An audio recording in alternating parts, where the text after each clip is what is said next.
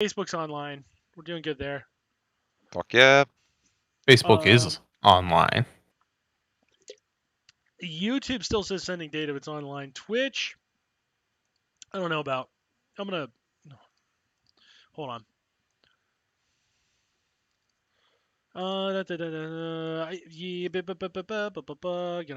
Yep, that's muted. Good. Looks like Twitch is kicking on. It's even better because on Twitch I set us to 18 plus so we can say the F word. Oh, fuck. Hell yeah. You did that. Yeah. All right, so we're good there. So we've just been ignoring that fact that we shouldn't be saying that for the past year? No, I just set Twitch to that because then like we don't have to worry about them being like, oh, you're marketing towards kids. No, we're really not. Yeah, we're definitely not. Unlike the armada of pedophiles, we are not. I think you mean libertarians. They prefer their proper term. Ah, you're right. They do prefer that term. Okay, and let's just check numbers here. That should be rolling over momentarily.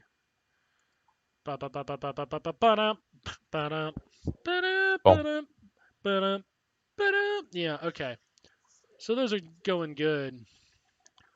First chat from a viewer. What?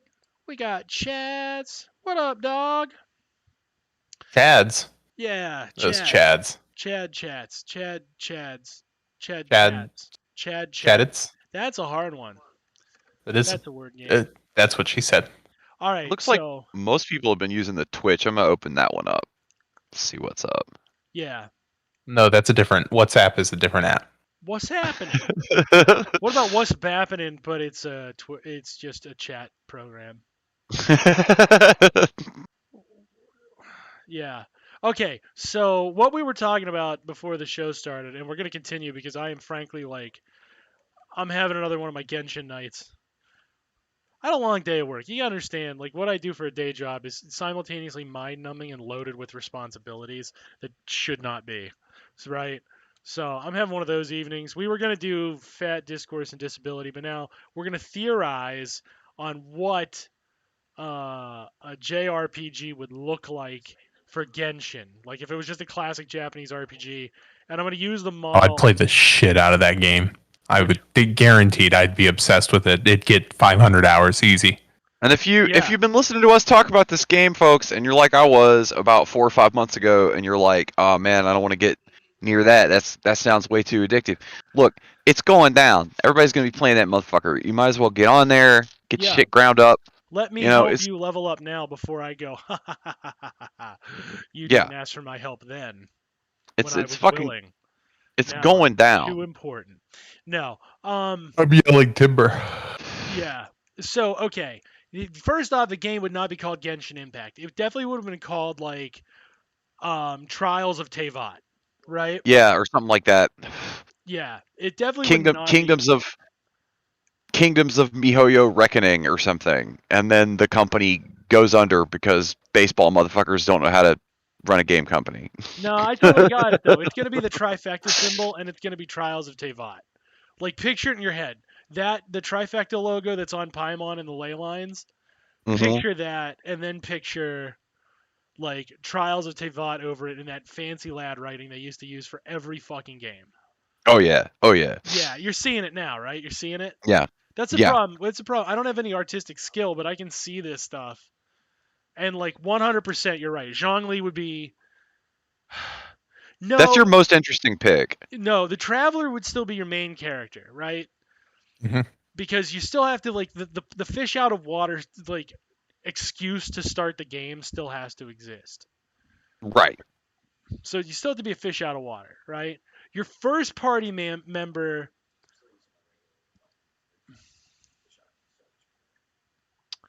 Your first party member is still probably Amber. Yeah, because they did that thing where you kind of gradually get led towards the hub of civilization from the sticks. And it worked good. So there's really, I don't know, I don't see anything that's going to work really any better than that. It was cool the way they had it set up. Yeah. Except for how long it took to get a wind glider, that was just player abuse. Just bullshit. Yeah, it was just player abuse. You just had this dinky little jump and you couldn't fly for like the longest It's time. like rank 7. Yes, God, it was It like it was way too fucking long. fucking punishing. All right, so okay. So your first characters that are playable, Kaya is a guest character. Jean is a guest character. You're stuck with Klee, right? Because she's in Favonius. She's the one who joins you. Okay. Yeah, Because of there you go. course you have to have an annoying child. And a lot Yeah. of really successful role playing games from like PS1, early PS2 era did this, where they started out with like pure high fantasy, and then to sort of like break that formula up, they were immediately like, oh, grenades or a gun or whatever. Right. Like it perfectly works with that, Hey, I'm a all of a child. sudden, I'm a right, child with a gun. I right, believe it. all of a sudden, I believe it was Saban who suplexed a train. So yes, yeah, there you go, there you go. yeah. All right. So you got to have that, right? So Klee is definitely the character from the Knights of Favonius who goes with you. Yes. You definitely do not get Barbara. You definitely get Bennett. You Yeah, like that definitely also motherfucker. get Razor, and you And definitely I still get get Mona. Rosaria. Yeah. Coming to that. Coming to that. Okay. I'm coming to that too. Oh, yes, you are. Duluth and Eula, Not in China, non-existent. you're not. Not in China, I'm not, God damn it. Duluth and Eula, not at all. You don't get them. In China, they stuck Mona in like a fucking just like a trash bag. They were just like your whole outfit is nerfed. Your It, whole all the shit you're wearing is not okay. yeah, they Not defected okay. her. They covered her legs. How dare they? I know. They covered up Rosaria completely. Yeah, there's just like a trench coat. It's Uh-huh. just like Jean too. You can't because now it's black for her boobs. You can't see them bounce. And somebody was saying Jean and Elisa have the massive floppies. So it's like wow.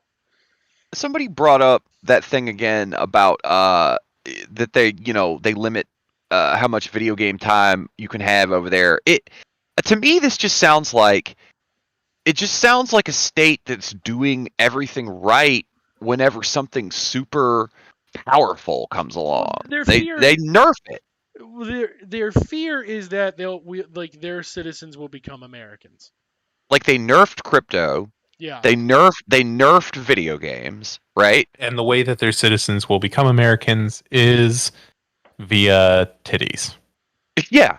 No, it's by over. Well, okay, yes. In part. I knew it. Yeah, in part. Too sexy. Um, they want you chasing after real women, not fictional women. Which, like, Or real currency, not fictional currency, in the case of right? both video games and crypto. Yes, because unfortunately they have a high population of like. It's partially just by sheer numbers. If you have a billion people versus 330 million people, you're just gonna like naturally have 3 times everything, right? Yeah. So imagine you have 3 million crypto dorks here. They've got 9 million crypto dorks, right? Which is a measure. Imagine how insufferable the internet is over there. Jesus. Yeah. Yeah, Yeah. like the Chinese again.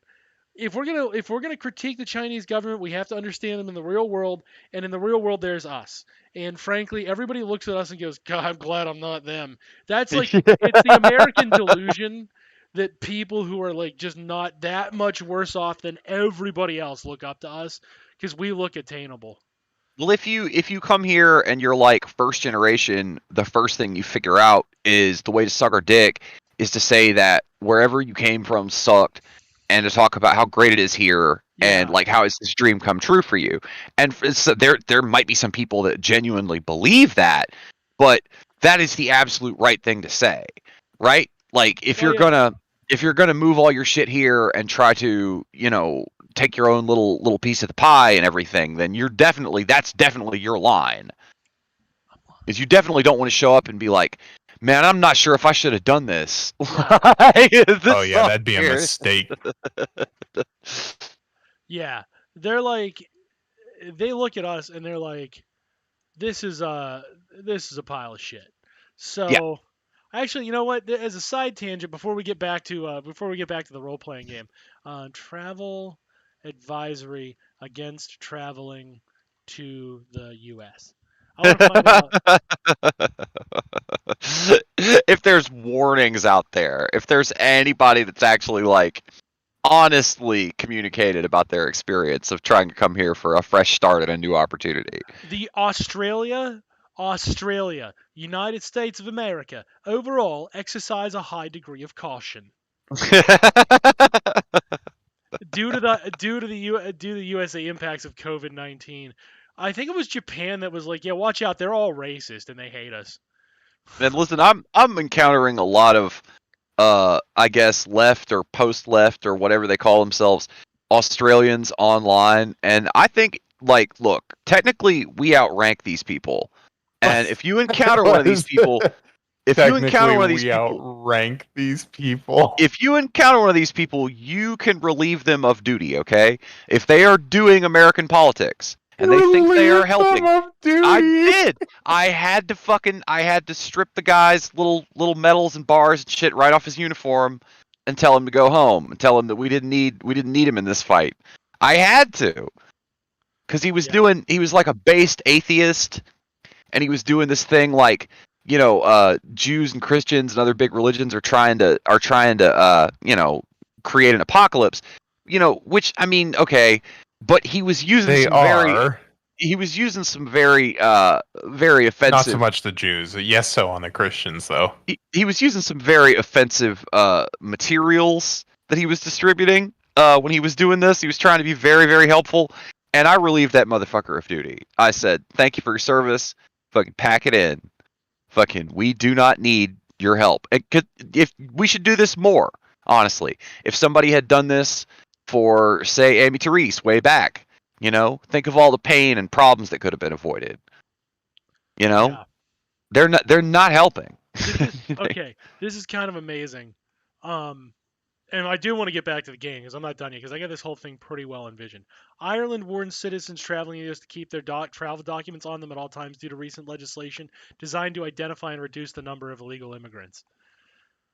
Okay, The Bahamas issued a travel advisory saying that young men in particular should exercise extreme caution when interacting with police. Yeah. Terrorists are very likely to try to carry out attacks in the USA, the UK advises. Oh, fuck you, England. Oh, You get a terrorist fucking attack every 2 goddamn! weeks. Shut the fuck up! Oh, Fuck you, Jesus. Buckingham Palace. That's manufacturing consent horseshit. Oh, fuck you too, New Zealand. Unless they're talking about our own citizens, and then yeah, lit. That's like every other day. It's actually literally every day.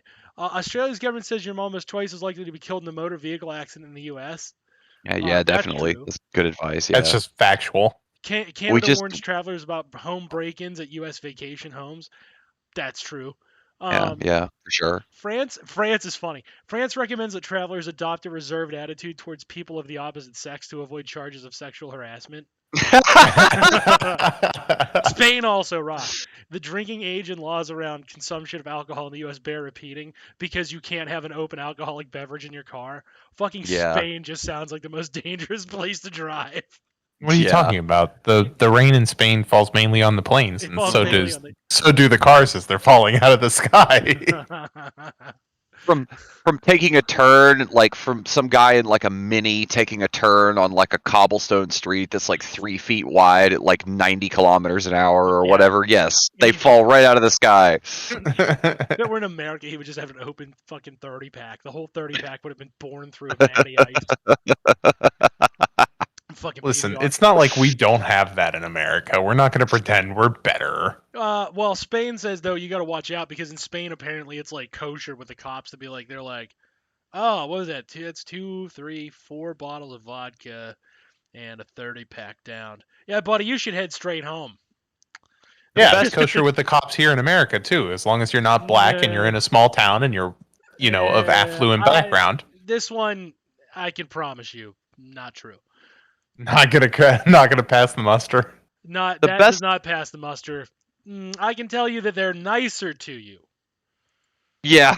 I can tell you they're nicer about it, but believe me, they know you're rich. They want the money. You're still getting cited. Oh, my friend, you do. They're buying a lot of how I parked in an intersection, but I'm just gonna let you know, you get cited. They're buying a lot of tricked out cop cars and equipment and fucking vests and gas grenades. Yeah, and that shit. shit They're buying a lot of that takes shit. money. Military equipment is hard to upkeep. Okay, Austria wins for the best one though. Austria warns travelers that attitudes about topless or nude bathing are different in the U.S. Awesome. Yes. Awesome. Germany. Nothing has made me more want to travel to Austria than that sentence. That's probably the Austria Travel Board probably wrote that shit. That's a trap. That is a trap? Yeah, Austrian nude beach. I'm gonna promise you right now. It's not gonna be as fun as I want it to be. Yeah, like just imagine like 50 and 60-year-old women. And like, how horny are you for women your grandma's age? Have you ever been in a nursing home and be like, I want to pick her up? I don't know what to tell you, man. It's a hard life, okay? Yeah. Now that one is pretty good. I don't know. The French one is still my favorite. The French one's quite good. The French one rocks. The French one's like, listen, we know you're horny little bastards. Calm down. Yeah, you can't grope each other in public.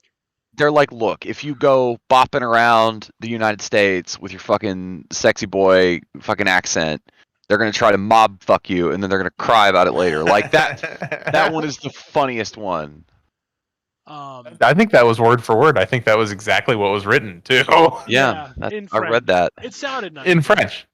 Google Translate is popping off lately. Like Google Translate, you gotta adjust the settings until all the translates come out like that. Actually, it's a mistranslation error. It says "fuckboy" specifically. Okay. Yeah.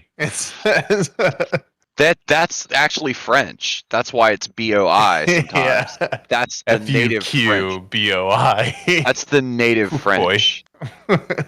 That was in French it'd be pronounced fuckboy. In the first draft of Next Generation, in the pilot episode, that was Picard's last name was Fuckboy, but they changed it, because they didn't want people to be distracted.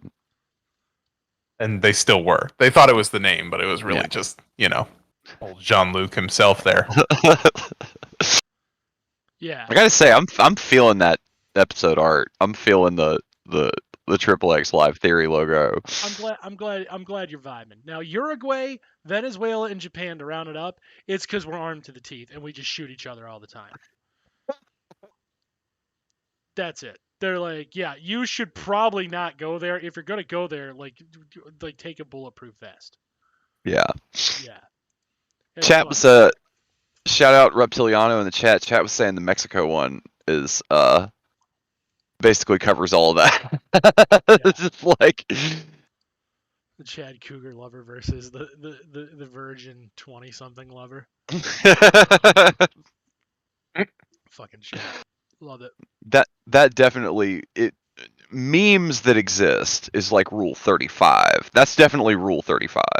Yeah. Like that meme definitely exists. That's the premise to a new UK show actually about some like 60-year-old white woman picking up a 20-year-old black dude and just banging the shit out of him. Good, cool island. Yeah. Cool island with a lot of cool stuff going on and a definitely not dead queen. On the one hand, obviously. On the other hand, like we make that show all the time, but it's always like a Sean Connery racist seduces a black woman with his racism. Yeah. And that's how he learns not to be racist, which that doesn't make any sense. Did you see the shit? Listen, that's how you get not racist. Yeah. Duh. Ah, sweetie. No, never mind. I know where I'm gonna go with that, and we're just gonna. Yeah, let's just leave that one. Yeah, sweetie. Okay. If you start talking in the Sean Connery voice, you're gonna say shit that's gonna just all the streams are gonna go down. Yeah, I'm gonna start talking in a way that would make. Yeah, being advertised as 18 plus does not mean we get to say anything. Yeah, it means the Jews over at Twitter and the Jews at Twitch will be very angry. See, I'm already doing it. Yep. I'm already doing it. I'm already getting there. I gotta rewind. So anyway, right? So people don't know this, but the film Zardoz was actually about the Jewish conspiracy. Zada's about how big my penis was and the immortality of Latinos and blacks and why we whites have to be more like it. I told you, I'm not going there. We're not doing that bit. We're done. So anyway, you're stuck with Klee, right? You got to Yeah, get through yeah, Mondstadt. You still fight Dvalin. You meet Venti. You definitely don't get Venti, right? yeah, You because meet that's Barbatos. ridiculous. Yeah, you're not gonna meet. You're gonna meet God, but you're not gonna meet God. You know what I'm saying? Yeah. Right. Then you got to travel to Leeway still, right? And of course, you're going to see Morax die. Now, the party member who joined you is still probably Kaching. And I'm not leaving. Now, you're thinking to yourself, oh, like that's the part where normally you'd like expect to get Mona right around the beginning of Leeway, end of Mondstadt. So obviously we're skipping her. No, I'm not. Just hold. I'll tell you how we unlock Old. Mona as a playable character. Okay. Oh, Okay. it's So, like a Final Fantasy 9 type scenario where, or like a Final Fantasy 6 type scenario where you got to double back and you got to go do a little side quest. Yeah, okay, start, all right, I feel start, that. starting to feel me. So, right, we're going to go ahead and you're still going to go through the Morax storyline, more or less unchanged. You don't get Child because, of course, you have to kill Child this time. Mhm. So Tartaglia, dead. Getting fucking worked. Ningguang also dies. That's the only logical way for that to happen. Yeah, Because we let Jean live. Can't have two hot blondes in the game with big titties. So one of and it them's has got a to die. lot. It has a lot more impact if she's on the Jade Chamber when it destroys the fucking Cthulhu guy. Bingo. Bingo. She brings down the house, right? Yeah, Then you have to go fight this is Child. essentially the flaw with the narrative of the game. Is that you own the Yeah. characters and you use them in your party, therefore they all have plot armor. Yes. That is a There's major problem. That's why, like, a lot of people were disappointed you can't play as La Senora because, of course, she's dead, yeah, oh yeah, and people are Muso no mad about Hitotachi, that. yeah, yeah, What we wanted out of collectively and retroactively, what we wanted out of Tartaglia was for him to transform into that electro form and be his yeah. own electro charger. That was unique, right? But that, of course, The foul legacy. yeah. Yeah, but his foul legacy is just his normal base vision, right? So he flavor wise doesn't make any sense. Well, isn't it a I love the term for this too, the way they work this in. Isn't it a delusion instead of a vision? Yes. Based China. Yeah. Based China, making the distinction between delusions and visions. Well, you know what? Based. Oh, go ahead. Go ahead. Before I rebuff slightly, only slightly. No. That's it. That's all I wanted to say was just that every time somebody says the difference between a delusion and a vision, I like grin a little bit. That's all I Yeah. wanted to say. No, think about it like this though, right? So like in the game, the vision is how your personality actually is. The delusion overwrites that. So when Child is just running around using his water swords and his water staff and his water bow, like that's who he is. He's just completely calm and just like water just flows into battle. You know, Right. much like the rain just falls from the sky, much like battles happen, right? That events happen. He has a passive existence. He only wants to fight anyway, so he just goes with the flow until a fight happens, and then like that's when he gets excited. His delusion capitalizes on his blood frenzy because he is a blood frenzy type character, even though he doesn't like go full stupid. Yeah. Because he just likes fighting. So he's like, the rest of life, everything else is calm and still, and he just wants events to occur. That's why he got the vision, but he got the delusion, of course, because like the Tsarista picked up on the fact that like this kid just really is a like he's just a sociopath. He's just like completely psychotic. No matter how high functioning he is, he's ultimately just a bloodthirsty berserker. So we may as well just like, yeah, here, have some electro and go nuts. I If think you, he has a lot of the lines. Doesn't his dialogue do some of the work of establishing like the relationship between Liyue and Snezhnaya, or China and Russia, where they just beat the dog shit out of each other in these little skirmishes and have mutual respect for each other or whatever. yeah, oh yeah, Child has no respect for Mondstadt, but he has a lot of respect for Liyue because Liyue is like tough enough to deal with the Tsarista on her own terms. Right. Yeah, and he is one of those ones that like if he could, like, unlike the other Fatui who would prefer not to provoke the war because the Tsarista doesn't want it, like he'll do whatever the Zarista says, unquestionably, mind you, but like deep down, like he would kill for a chance to just start murdering Milieth. Like whole hog slaughter, baby. Let's go. Let's freaking rumble. Let me go find your best and let me go kill him. Like the little kid's a psychopath. So like, and I say little kid. He's guy's like what, 19? Yeah. Yeah. So like he's just a little freak. La Senora, right? Rosalind. Her what is it? Her base form. Her base form is that burning fire, right? She Right, walks right. around mostly diluted, meaning number one, she gonna die soon. But well, she dies, right? Anyway, so it really doesn't matter if she's gonna die soon or not. That's a relative term here. If your ass is already dead, how soon is it, right? Yeah. But her base form is that fire. Yeah, yeah. Like that's her, or is that her diluted form? Shit, I forget. We knock the game on its difficulty, I think, often, but there was one place where, because you get ready for that fight, you know you're gonna fight her. They're from Snezhnaya. It's supposed to be ice. She's been doing this big ice queen thing the whole time, and you put like all your fire people in your party the first time you go, and that one time it gets you, where she pops out of the ice cocoon and she's fire, and she's like, surprise! Like that, I was impressed that one time. Yeah. As far as like, oh, you made me put a wrong party together, right? Like that did work on me that one time. Yeah. So she walks around in her diluted state most of the time, meaning her lifespan was going to be incredibly short.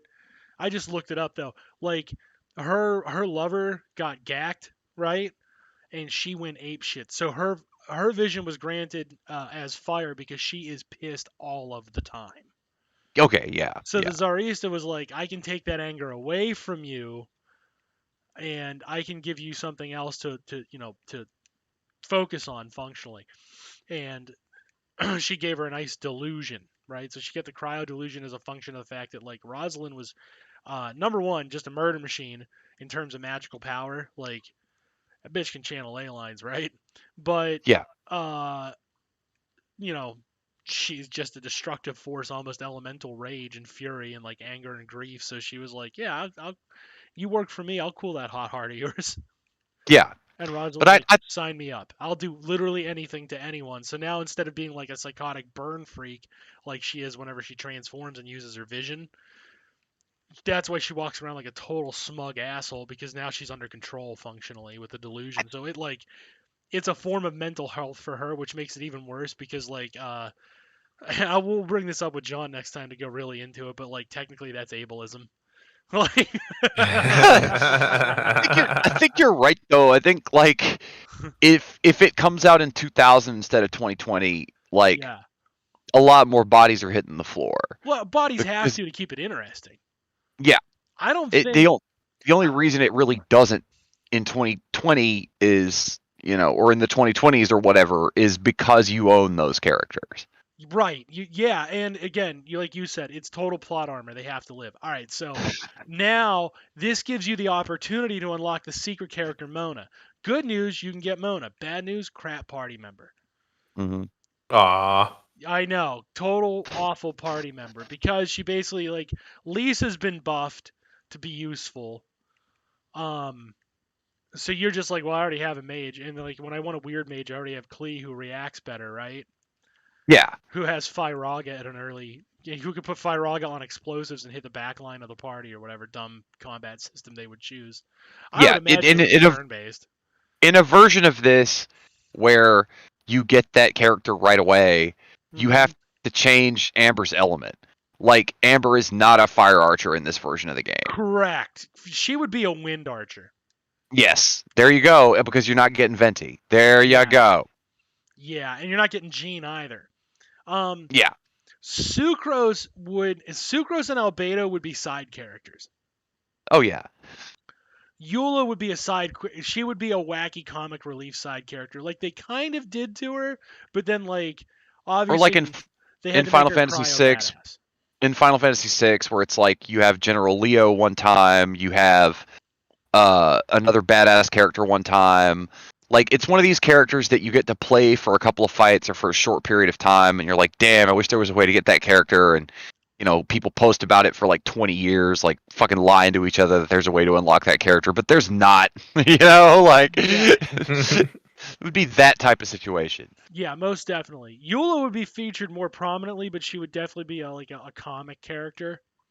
Yeah. And she would always be on a corollary mission to yours that required one person. That, like, conveniently somehow one person can accomplish all this. The same thing that your fully touted party can accomplish, right? Yeah. Right. She would be that character the entire time. Who else would we have by this point? I'm trying to think of the other leeway characters. Chong Yun, and you might get Zhan Chu because he's a rich pretty boy. You don't get, or you get Chong Yun. You get one or the other. It's one of those things where you have to pick between which pretty K-pop boy you want. Yeah, and that character is your field guide to Liyue, essentially speaking. Yes, you get them earlier. Let's see. Who else? Hold on. How can I sort? Can I sort this by? Can I filter this by? You can't filter it by region. Sort by. Let's go by weapon type. We'll do that. It's right? bizarre that you can't filter it by region because some of the weapons have regional effects. Yes. Oh, Chi-Chi. She's also played for laughs. Yeah. Total NPC. By Dao is hot pirate woman you get to play as for a little bit. You don't get her. Noelle you get, and she is boring as shit. Yeah. Diona is a side character.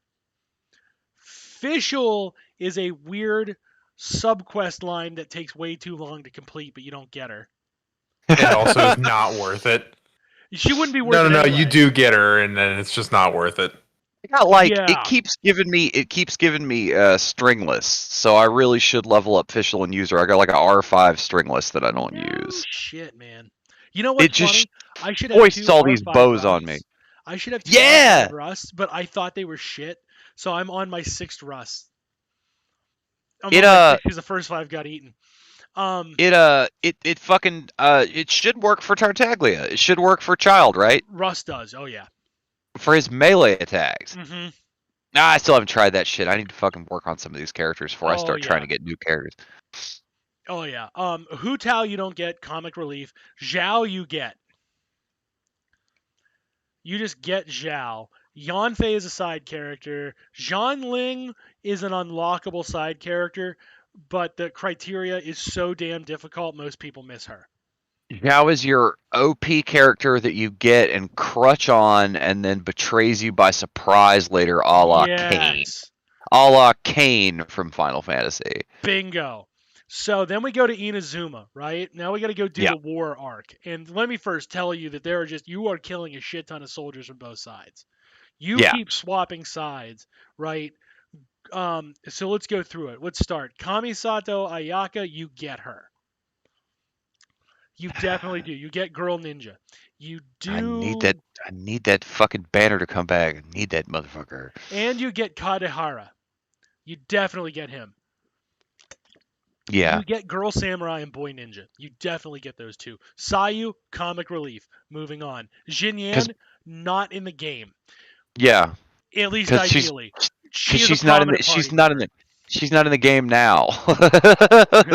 Yeah, ideally she's not in the game, but let's face it, she's a prominent party member.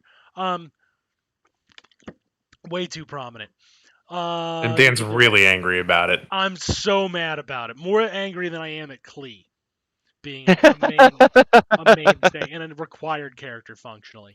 Koju Sara, not playable.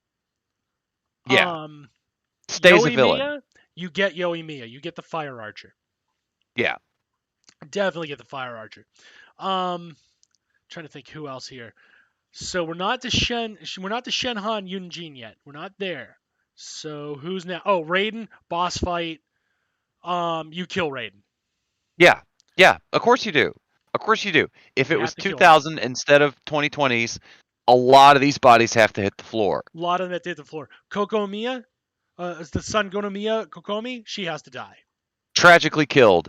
Tragically killed to carry out the actual plot that her character is actually based on, which is Kong Min or Yeah. Zhuge Liang or whatever you want to call him, the strategist from Three Kingdoms from 200 BC China, Bingo. who lived up in the woods in Three Kingdoms and smoked opium all the time and was a hermit and had all these brilliant battle plans and shit, right?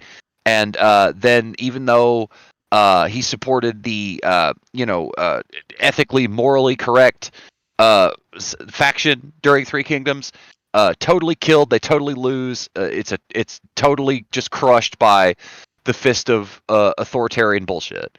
An absolute shit show. Yep. Yeah. As soon as they took you to her little hermitude cave, I was like, okay, yeah, we get it. It's Kong Ming. It's Zhuge Liang. We get it. Yes. It's the Hermit of Mighty Mountain. Oh yes. I would not know those references, but 100% from what you're telling me, absolutely agree. All right, so we're almost done here, right? Goro has to take over. You can't get Goro. You get Arataki Ito as yet another side character, but he's actually good. Yeah, this is your go-go. Yeah. This is your guy that you go get in Final Fantasy VI when you're on the last map and you don't have anything else to do except get a weird character. Yeah, you get him instead. And then when you travel back to Liyue, right? Yeah. To unlock both the chasm and the super dungeon of Enkonomiya. Yeah. As well as a secret area of the Guyun Stone Forest. Okay. To unlock Zhongli as playable, you have to first beat the Guyun Stone Forest. Yeah, that's your last character. That's your Fuso Ya Final Fantasy IV. He's right? not your last character. He's not your last character. Because of course we now have Shenhe. He's the last one before you get bored. No, Yunjin is the one you unlock last, and she is the one you're bored at. But you deal with it because the one you unlocked at the same time is Shenhe, who is now strictly better than Rosaria, making you really pissed off you wasted all that time in Rosaria. Yeah. Yep, and then we haven't even gotten the chasm yet. That will be coming. And if it were about a 2006 role-playing game on the Xbox, everything Surumi Island, total DLC only. Yeah. Seirei Island reworked into being not only populated, but populated by pirates, and the Fautui. The Fautui are in charge there, so you have to kick them out before you fight Raiden, right? That's your survival mode. Like, that's your, like, dungeon. Yeah. Your, like, big endless dungeon. Oh, the Spiral Abyss is 98 floors. Easy. Yeah. Easy, right? It's your Disgaea item dungeon. Yeah. The secret island in Mondstadt, the one that's not on the map, but you have to fucking waltz your ass over to, and you can't take a fucking boat to because everything's stupid and bullshit. That one, that is like that island that had all the cactars. You remember that island? Yeah, Cactar Island. Okay, check this out. Okay. If you're catching us on the replay, if you listen to this show, okay, you know that we have poured a lot of emotional energy into this game. We love this game. I am loving this game. My whole entire household is playing the shit out of this game at all times. However, even as good as it's going now, there are 3 of 7 promised countries. And I think... Whoop, you cut. This is a perfect time to cut out. Yeah. 3 of 7 promised countries. Just like Yugoslavia. Just like Ukraine. Yep. Oh, fuck. Okay. You want to take... You know what? We're doing some live theory here. Let's theorize on what that situation's about. Mm-hmm. What's your angle? What's your narrative? Oh, it's just miserable. We talked about this whenever it first started happening. Like, there's no winners in this scenario. Well, I agree there. The only winners are arms manufacturers, right? Yeah, I mean, let me restate that. There's no good winners there. Yeah, nobody of moral fortitude is going to win in this fight. I'm gonna see if I can take the boat all the way up there. Oh, it teleported me back. You can't take the boat to the secret island. That's bullshit. You cannot take the boat to the secret island. You cannot take the boat to the secret island, and it kicks you out of the boat and won't let you get back in. Those bastards. They are bastards. Oh, you have to climb in the ass of the boat. That's stupid. All right, well, that little Dan Cohen cheat time is over. Um, Dan Cohen tries to cheat the fucking system again. I knew it. That's me, baby. I'm a bastard. System cheating Dan. System. That was my nickname in high school. That old system cheat. Actually, it was just cheating Dan. Oh. Yeah. It obviously it had the same implications, right? Well, it was a piece of shit, yes, but it was for different reasons.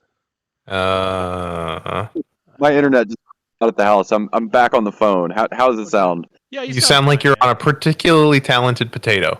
Let's Okay. go. All right. You're good, man. Yeah. No, I got that nickname because of my proclivities. Ooh.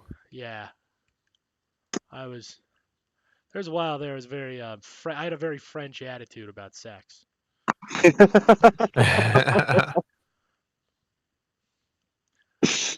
Now I'm more of a look at porno and don't touch kind of guy. Yeah. You grow older, you get to be a little more decent. Although people tell you like that's the perverted one. No.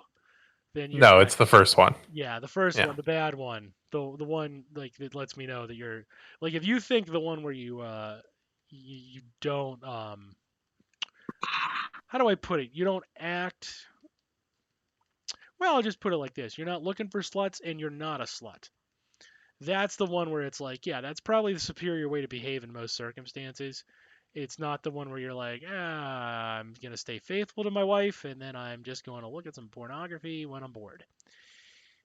That's the one that. That's the better of the two. I'm gonna make an unequivocal judgment there. With my hashtag squad goals or what have you, right? Yeah. Well, it's so unpopular in America to tell people that there's anything like predictable or like. I mean, I can remember trying to tell people like before the latest crypto fad, go back 5-6 years ago, like yeah. Warren Buffett's a huge lib and already had a lot of capital, but he's probably right. Boring investments are probably better. People just hate to hear that shit. They hate to hear that shit about their relationship and their love life or Yeah. they just like, even if they would functionally be happy with like reliability, consistency, monogamy, they hate to fucking have their little choices, their choices that they think they have taken away, their free will. They hate it. They do really despise if you tell them there's a social check on their behavior, that your actions actually do matter and can cause harm. People kind of despise that. Or that there's literally nothing to do with a society except like build on it. Like they're all fucking rooting for some kind of collapse that allows them to live out like individualist pursuits for some period of time. Like they don't like to hear that shit. It's just not a popular concept. Yeah. Yeah, and it's because the more rooted you are in individualism, the more anything like when people talk about like, oh well, the Young Turks honestly fall in this trap a lot. Like, Jake will do this wishy-washy bullshit, not you. Yeah. The moniker's existence. The moniker's origin, yeah. You don't have to do this wishy-washy bullshit about like, oh, I'm a capitalist, and then he'll sit and whine about like personal responsibility. And to him, it's unironic because he'll be like, oh, you're supposed to be like, no, if you're doing capitalism right, your only responsibility is the profit. So you understand that. That's why you've had anti-union meetings at your business, and I'm not like a little bit. I'm throwing some shade there. I don't think I have. No, that's why I said Cenk Uygur.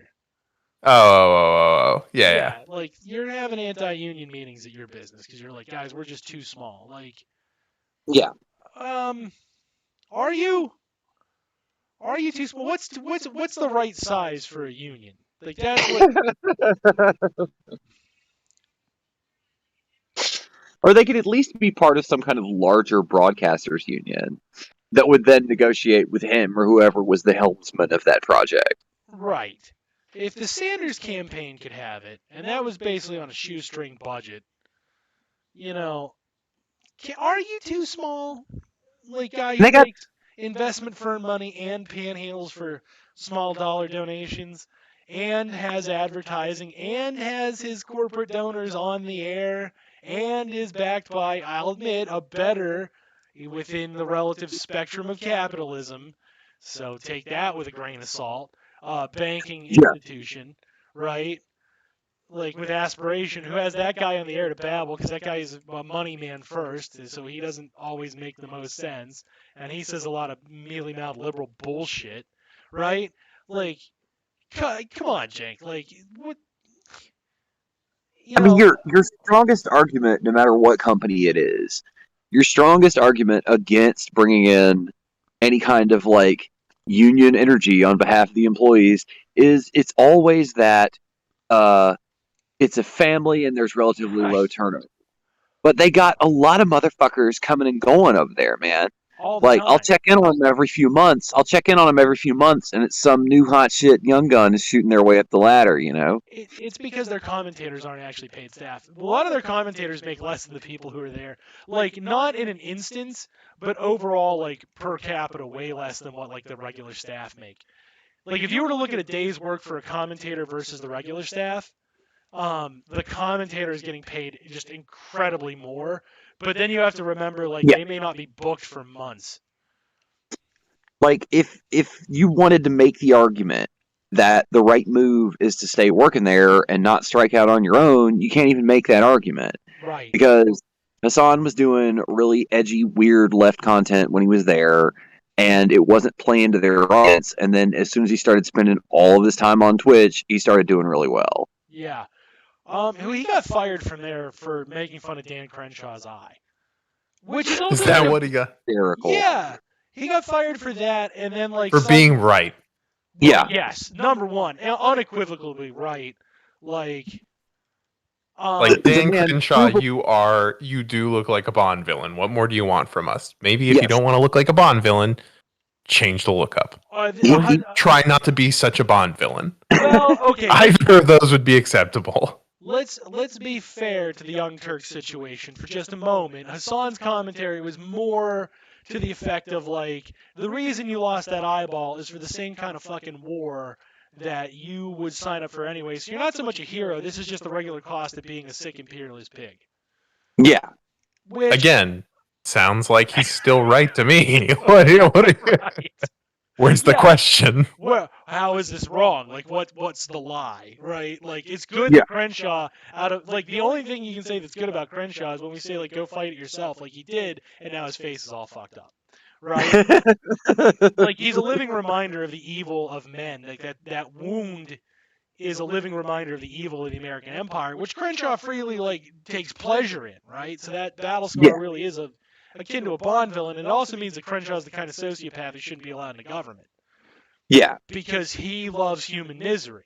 So you don't give the person who loves human misery power. But we live in America where that's rule one, baby, gotta give them power. It at the end of the day, it's why Konami couldn't elevate Metal Gear to do Call of Duty numbers for them. Yeah. Is because anything like that in Metal Gear always has some point where you have to confront the person that grievously wounded you, and you have all this emotional dialogue with them where both characters accept that it was okay to do the war stuff to the other person because it was a war or whatever. But there's none of that in the successful franchises that actually turn dollars over here. There's none of that. No, it's either petty pleasure in it, in human misery, or it is vengeance because I was wounded. How dare yes. Right. Which really, that's kind of the American attitude. That's why that plays so well, because subconsciously Americans are how dare you punish me for doing bad things to you? Yes. Right? That's you were in the wrong. You should have either got killed or laid down your arms and surrendered. Yeah, you should have just let me murder that village. How dare you, sir? You know. And at the end of the day, they probably thought okay, we have a superior product with better art, better voice acting, better narrative, better game mechanics in a lot of cases. And still Dan Crenshaw is interested in it. Right. Right. Once we get, they thought around Metal Gear 4 or 5, they thought once it feels like you're shooting a Call of Duty gun, that's it, game over. We'll wipe them completely off the map. We'll put some kind of stupid multiplayer in it that people will waste their, thousands of hours playing or whatever. But it just never went down because of that smug Kojima attitude that war is dumb and actually not good, actually. Yeah. That pervaded the whole entire product. There was even a fucking multiplayer achievement that nobody can ever get. Because the multiplayer was you would build up your own little bases and eventually get a nuke, and the only way to get the achievement was for everyone to agree to destroy their nukes. Yeah. Oh yeah, that was never happening. It just sits there, never unlocked on every perfectionist, completionist fucking video game fanboy's console. An achievement sits there that will never unlock. It's just a smug Japanese man flipping you off about the concept of nuclear disarmament. Well, he also makes the point that there's no, unfortunately, he proves the point there's no rational incentive. If you have a nuke, don't give up your nukes. Right. I mean, I'm not saying it's not. I'm not saying it's not brilliant. It rules. That was, for me, that was years after the point where I had decided that, you couldn't be a completionist about these things because some of these things were broken or you didn't play multiplayer on the right day or whatever. Right. Video games eventually expanded to a point that the completionist that I was in my younger years, did not travel with me to adulthood. I don't know what I'd be doing. I'd lose my fucking mind right now, I guess. But yeah, that's honestly why I stopped playing Mass Effect 2. Befriending hundreds of people trying to get an entire server to just try and disarm to get that one achievement. Right. I mean, you could have put something like that together, but at the end of the day, wouldn't it be fun to troll those people and just nuke them after they did that? I don't know. I wouldn't, but I understand that there are people who would. Well, you could, if you made a YouTube video of yourself pretending that you were going to go along with it, and then you were the one guy that kept his nuke, and then you nuked everybody, that YouTube video would get so many views. It would be worth it for you. Oh, it might be. Oh, God, that'd be terrible. This was a rough week. I'm feeling you on just being completely drained from this shit. I'm still between factory grinds. I'm running around doing a lot of stuff. I'm not getting my ass busted on a regular schedule the way that you guys are, but this was a mentally draining week. It concur. My staff had their EPRs due and I had to get their call logs done, so I had been running around with a chicken with a chicken with his head cut off just to submit the paperwork to human resources so I can give the reviews. I haven't even done that step yet. I tried getting on it, and then the whole state just fucking shut the fuck down the other day. And by the other day I mean yesterday and today. So I lost. If I hadn't gotten that shit done, I would seriously be clawing my own eyes out right now. But is that the state? You guys got that bridge fixed, right? You guys get that bridge fixed before it fell over? Let's not get too excited about that. That has less to do with the destruction going on in the state right now, surprisingly enough. Yeah, no, that's just normal inclement weather. I seen that fucker. I seen some old photos of that thing from 3 years ago with a big rusted beam sticking out, just free floating in the air. That don't look good, man. You guys got to get that shit fixed. That shit's gonna fall over. Don't worry. That's what every bridge looks like. Yeah, how they're are okay. You certain you saw a picture of that bridge specifically? Every other state in the country, we don't pay for infrastructure. The problem is we still have a weathering cycle, which is dramatically worse for any building that's outdoors. Yeah. At least in places where the weather is mostly consistent, buildings survive longer. We still have seasons. We don't just have bullshit global warming 900 degrees all the time or bullshit global warming. The wind drafts have changed and now my city doesn't get above 50 degrees, right? Right. No. We've always had, and we will continue to have, wild fluctuations in temperature. Day-to-day basis, which causes untold stress on our infrastructure. And let me tell you exactly what we're going to do about it. Nothing. Yeah, take that. We never have. Like we always do. They will refix the same... No, I take that back. If it's Route 22, they will fix Route 22. But that's I mean, by the time they're done with it, it's time to start over again. So that makes sense. And it's because it links Philadelphia to Pittsburgh to like the West Coast, so like it's a shipping lane for goods. And even then, certain parts of 22 they just let fall to absolute shit. True. Yeah. Even then, once you start getting into once you get in that spot, and I wonder if it's the same way on the east side of the state, because I have never actually been like that far out east. Well, no, that's not true. I've been to like Scranton and shit a couple times. Yeah, it's on our half of the state. It's that corridor of, where is it? It's Blairsville heading east, right up until like you start connecting towards the Harrisburg exits. That kind of sucks. At least in my opinion, I think that's shoddily maintained. No, I agree. Yeah. Shockingly enough. Just try to get back on the laptop. I think we're back in. You've driven it more than I have. Like, I've driven a lot to Altoona, especially in the most recent years. But I've driven to Scranton a couple times, the Scranton area a couple times. And I gotta tell you, 22, once you get like towards Harrisburg and further east, fantastic. Yeah, no. It's super easy. Yeah. There's like, actually Altoona way is the funniest, because even though like we're actually in the Appalachians, I don't know what mountain range that is, but once you get in the mountains up there, your car can just get flung off the fucking side of it between the lanes. Like, there's all sorts, like, it's like a 65, which is like our version of high speed, because we don't do 70 because we're pussies. But like, there's all sorts of warnings out that way that's like, yeah, if you do over 50, your car can just get flung off the road. Is it a particularly windy day? Oh, you're fucked. Like, you're dead. You're dead now.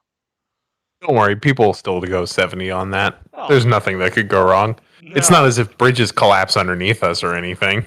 I think some parts of that are a bridge, too. Yeah, it is. Yeah, like, especially where your spot's supposed to do 50 on a windy day. Like, it's also on a bridge. There's a bridge connecting two mountains, basically. And in PA, that spells trouble. That's why I hate going out to my family, because if I go one way to get to my family's, right? Mind you, my family is only half an hour away.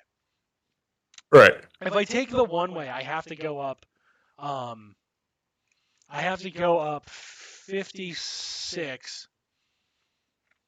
And if I follow 56 straight out, there's a huge bridge in, I think it's still Indiana County, but it's clearly the part of the county they don't care about, because it's the part that United is in, right? Yeah. There are like there's like one super massive bridge, and then there's just a mountainside connecting Armagh to Seward, and they never clean that fucking super long thing. It's longer than the mountain that you take from like the east. It's longer than the Blairsville mountain, right? But it's the same range, so like it's still like nasty. No, it's a bit shorter than that, but it's a steeper incline. That's what it is. And then the Armagh Bridge is over a valley. I think you've been on that one too, because it's the one you cross. Oh, without a doubt. Yeah. You have to cross that one going to Johnson, so you know which one I'm talking about. It's over this valley, right? And they do sometimes repair it, very rarely. Once in a blue moon. Once every 10 or 20 years they repair that one, but that's because of coal trucks. If it weren't for the coal industry, they won't do it. And I guarantee you, as soon as coal moves out of this area permanently, they can do shit. Yeah, it's done for. Oh yeah, that's gonna get real bad. It really is. Did you ever hear about this? It's happening in Newcastle. Oh, like, so that's west of us, right? For viewers at home. Yeah. But also in New Florence, a couple of guys, two different sets of guys, by the way, basically shut down a bridge there, and stole all the copper from it. What? Yeah. I have not heard about this. Oh yeah, I'm most familiar with the one from New Florence. So basically, they were doing construction there, and they left, and the jackasses doing construction kind of left their equipment. So these guys who knew how to weld just set it up again and closed the bridge for a month. Well, they worked 9 to 5. They made sure to buy like yellow vests so you wouldn't like think about it, right? Yeah. They just ripped all the copper out from under the bridge. That's fucking great. Yeah. That was during the last recession. And it was like a year later that happened in Newcastle, and it made headlines because the bridge was way bigger. Because I'm talking about the bridge that connects 259 to 711, like up to 711. Yeah, that small ass bridge outside of the power plant. I was surprised they got away with it because, of course, like, it's next to a fucking power plant. Well, I'm sure like no one would have even asked a question. Well, I'm surprised the company. No one. I'm surprised. No, they wouldn't. Didn't. Why would they? Why wouldn't they? Because like they're like, hey, this they get told when that shit happens.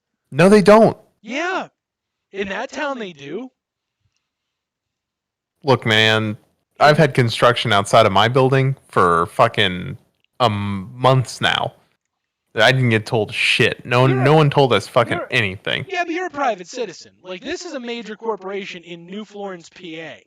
This is a real major energy corporation inside of New Florence, PA. They have more money than the entire town. They absolutely can talk to the mayor and find out something. They weren't going to ask anyone. They just saw the guys working, and they're like, God, I wish the fucking mayor had told us this shit. And then the one... No. The only person who thought that, right, was the one person who doesn't show up. It's the person who's in charge of the whole place, who owns everything, who's not there at all. So he didn't even know the construction was fucking happening. The drivers that show up every fucking week are just like, God damn it, fucking construction. These guys are fucking... I can't wait till they're done with this shit. That's all they thought. Little did they know, they're just ripping the fucking copper out. Yeah, whatever they're doing under there, they gotta hurry up, and that's an awfully small crew. Yeah, that's probably it. They probably did, and they were just like, all right, whatever. You're right. You know, the more I think about it, yeah, they probably didn't question it too much because the coal trucks can come the other way too. They can come through Seward the back way, and they can ship coal up.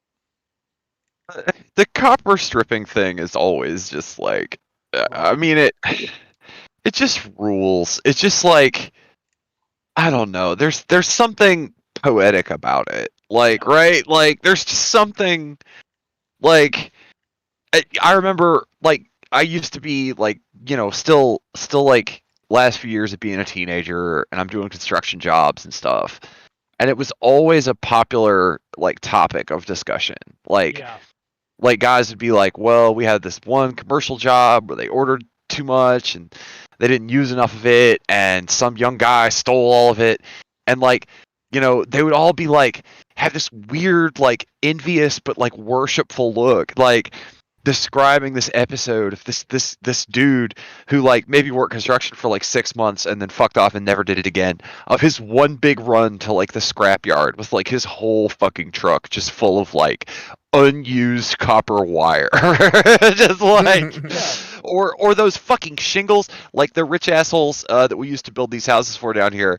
They used to have, like, all this flashing and plating and fucking gutters and, like, all this fucking roof trim and shit made out of copper, these big sheets of it. Guys used to steal that shit and take it straight to the scrapyard. And it just, like, there are so many elements to the story where the guy at the scrapyard is supposed to say no. You know, like, it's supposed to be, somebody's supposed to get in trouble for this, but then it just never does. It's just the endless vacuum of, I guess, capital sucking these resources back up and glad to have them, you know? Mm-hmm. Yeah. You remember when people were talking about, save up pennies, and then whenever pennies get canceled, they're going to make $1 zillion at the scrapyard? Yeah. You remember As that if they're weird going to be fantasy? worth anything more than just the raw copper. Right. Well, this was a weird fantasy. Well, it's not weird. The raw copper is worth about 1.5 cents for every penny. Right. Yes. So, like, if theoretically, if you were to acquire enough pennies to overcome the cost of storing this many pennies and smelting this many pennies into just a lump of copper, Yes. yeah, you could profit. You could profit handsomely because, again, it's a 50% return per penny. But Dudes were like, I got this killer scam. It's called Lincoln Coin. Yeah. They get a bunch of Lincoln Coin. Yeah, I mean, that's the problem with it, though, is, like, you need to accrue so many fucking pennies. It's gonna be real suspicious when your town runs out of pennies. You know what I'm saying? That was one of the ones that I remember people talking about right up until the point where the same guys that thought they were going to do this all got really into Zimbabwe money and dinars. Oh, you were talking about those guys. We didn't really have too many of those around here. But we're in a weird spot. Like, I'll start with that. Like, we're in a very weird spot where politics is kind of an abstract thing. Like, when things change good or bad at the federal level, it almost certainly doesn't affect this place. Like, we came out relatively unscathed in the housing crisis, even. Yeah. Like, prices, like, obviously, like, prices go up or down, and mostly up. Things were already at rock bottom. They couldn't get more rock bottomer. Genuinely, it sounds funny and I sound like I'm being tongue in cheek, but it kind of is. Like, well, do you remember the areas? Do you remember the old already there? I think it's a Fallout 3 expansion. You remember the one that's in Pittsburgh? Yes. Oh yeah. That's you literally they took a snapshot of the existing city infrastructure. Right, you get there and a lot of the people are like, yeah, we're an unbroken family that's been in control of this neighborhood since before the bombs went off. And you're all like, wait, what? Like, and they're and like, yeah, it ain't changed that much. Those are the Jonesies. Like, I've known them for years. They're good guys. This place always been like this. It ain't changed that much. Like, you guys didn't hide out in like a bomb shelter or anything? Nah, we we tanked that shit. We were fine. There's enough lead in the paint. There's enough lead in the paint and acid in the rain already. Yeah, we just tanked that shit. That was just a Pittsburgh Tuesday for us. They call it a Pittsburgh shower. Yeah. Oh yeah. No, the Berg is a weird. It's a chill town. I'll say that. But I guess. Yeah, don't get me wrong. I left for a year. I love the place. Genuinely, like I love this area. There is a beauty here that I think is underrated and a hardiness to the people that I think that people don't understand very well. You're like that Appalachian region. You see, this is again, like we make a lot of fun of our co-hosts and ourselves, and we do a lot of self-critique about like the bad element. But in reality, though, what you're saying now proves for the however manyth time that you're just not a bad person. You just probably just like people and things. Yeah, is probably why. Suspect. I'm calling Look, you. No, that's definitely not the case. Because like I enjoyed. I spent a year in Delaware. Yeah. Our favored son Joe Robinet Biden touched me himself. Yeah. Yes, the shelter for all kinds of shady business state. Right. Yeah. And well, he was doing tax evasion, which is the national. Yeah. It was the national pastime. Yeah, it's the state pastime. So the state motto is the tax evasion state. Yeah. So hide your taxes here. Hide your taxes in the blue hens. And I enjoyed it. Like, don't get me wrong, I like people. Yeah. So I was going to like anywhere where I got to meet new people. That's what I'm saying. Is that I genuinely missed the mountains. Yeah. And like there was a point where I was feeling really sort of homesick for the mountains, and I asked my coworkers there, I'm like, hey, I miss the woods. I used to take my dog and I just let her off the leash, and I lived in about 150 acres of woods whenever I was growing up. Yeah. I don't know what those woods are. Like, genuinely, I don't know what they're called. I don't know the name of the woods that I lived in. It's just you can't the woods. Really get over that. That's true. Like, no matter how good you are at acclimating to your new area, you're never really going to get over the loss of that. And I can vouch for that. I was like, I miss the woods. And one of them goes, oh, the state park's only like 20 minutes north of us. Now, mind you, in Delaware, 20 minutes north is halfway up the state. But I digress. They're like 20 minutes north. I'm like, okay. So I looked it up. The state forest, the national park of Delaware, is 32 acres of woods. Right. That's not half the state, though. Like, and I'm just like, that's not even woods. That's like, I can see the other side of it. That's not how that works. Reptiliano in chat is backing me up on this theory. He says you're not a hater, and that is true. That is a goddamn lie. You're one of the least like hating ass motherfuckers. There are specific people, concepts, and things that you do hate with a great virulent passion, but there are no spoonies that I hate with a virulent passion. But even considering those, you're still one of the least hating ass motherfuckers that I know. I mean, it just doesn't do me any good to hate. I'm trying not to drink haterade because it doesn't, what other people do doesn't affect me that much. It'll kill you. It's got a lot of high fructose corn syrup in there. Haterade. It does. Kill you. That haterade. Yeah. Oh well. I'll try to hate more in the future for you. Thank you. When Dan said there, like I pictured him as like a cartoon, like Kool-Aid mascot, but like a haterade mascot. Just like there's like a few things. The haterade man. I'm sure like on a long enough timeline we'll hit the other non-spoony things that just sort of break my brain in like the perfect way where I'm just like, fuck these people, fuck everything about them. They're all terrible. Burn the world. That's the plan for next week. So yeah, you're gonna find that. Well, we found that incest guy, and that's what we're going down. We're going. God. But like, we're going into all no. That's not. No. But like, here's the thing: the things that break my brain, because that you're not. No one looks at incest and it's like, yeah, that's positive. No one has a positive spin on that, right? I think Dan's right that that's a lab grown take, right? That's a lab grown synthetic take, right? Yeah. Gonna warn you, the country of Japan is a thing. Okay, like genuinely, no one's looking at this and being like arguing the contrapoint. I don't care what jokes you make about poor Japan. You think they're jokes. I don't know why you always think I'm joking when I'm being serious. Japan's a thing. The right kind of is going down that path, though. Do you think there's still monarchy incest stands? Do you think there's still people that would passionately say? Yeah, actually, in Japan and England are weird mirrors of each other. Like, in terms of like day-to-day life, like they're very weird mirrors of each other. So they still do like a lot of that monarchy incest crap, and like even the European countries that are like nominally speaking democracies, call them bluff there, right? They're still really into their royal families. Like the French royal family is still known. It's a thing. It's just weird. I didn't know that.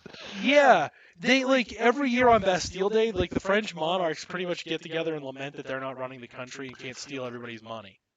Because I always just thought like every time I see anybody in charge of France, it's always like some like 60 or 70-year-old like French guy or lady that looks like that they play tennis on the surface of the sun all day and drink wine all day.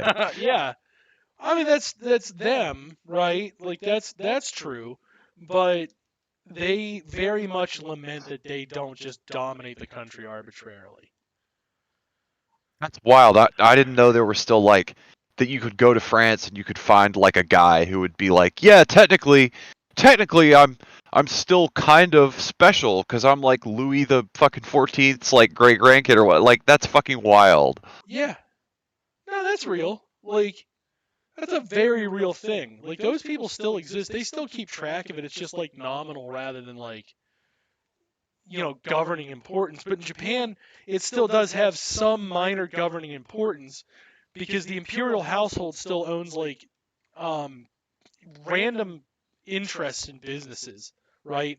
Right. Not in like the traditional capitalist sense either. Like there is what the fuck's it called? Persona 5 told me about it. Shit. So they have like there are certain like weird industries that are on the government payroll, right? And they are like they're lineage fishermen and shit like that. But Japan, okay. Yeah. So they'll have like these weird lineage industries that are still very much important. Now the other thing to keep in mind with Japanese incest rules is like even though it's like still what we would certainly term as incest, right? Their marriage rules are kind of weird because they still have very much like essentially men are the heirs, right? Only men can own property. So the way Japan tends to avoid and this is like spoiler alert, this thing, obviously, this ripped through the discourse on a number of means. Like, John is very much convinced the modern version of incest is strictly like, West Virginia brother love or whatever, right? Right. But incest takes on a lot of forms still throughout society. Giuliani's a practitioner of incest. That's a fact. Look that shit up, Jenk. Look that shit up before you're like, oh, okay, Dan's being. I'm not fighting it. No, this is true. This is like one of these things where he married his first cousin, didn't he? Yes, and this is one of these things where, like, people called it out, and he was like, "Oh, I'm sorry" or whatever. Sorry, I but got like, my dick wet in my cousin, which like this is that's one a of these. disgusting phrase. This is one of these people that has this like internalized concept of like familial closeness and cooperation that somehow has morphed into like whatever the dark side of that is. Yeah. Like, and you see this a lot in fiction where they need to do like really evil villain family, and at some point during the narrative, it's revealed that they're all fucking each other. Right. Right. Yeah, and that's Riverdale. Riverdale yes. was all about that shit. Yes. So like, okay, so with Japan, since only men can be the heir, right? If I'm understanding their property laws correctly, I'm going to give you a grain of salt. I am not a property lawyer in Japan, but they still rely on the masculine heir. So like, what do you do if your offspring is female? Well, the solution is to keep your family name in check, right? To keep your family name on it. You basically arrange her marriage, adopt her husband as your son, and then you marry off your son and daughter. So even though that's not I can't believe I have to get into this distinction, but even though it's not biological incest, by American standards, that is clearly incest because that is an adopted child paired off with an adopted child and married to them, right? So like the last name doesn't even need to change. Good news. That sounds like some of the contradictions that would be inherent in the idea of property. Yes, that sounds like the logical endpoint there. Yeah, so that's how they get around that. So there are a lot of like dollars to dicks. Any of these family names that are on a company, that is not the bloodline. Like the same bloodline has not controlled it, but definitely the same name. Like that's why they put like in anime you'll see too, they'll put a lot of importance in naming, right? That's why. Because we're obsessed with the blood purity, they're obsessed with name purity. So the same phenomena happens, just like not in the same vulgar fashion.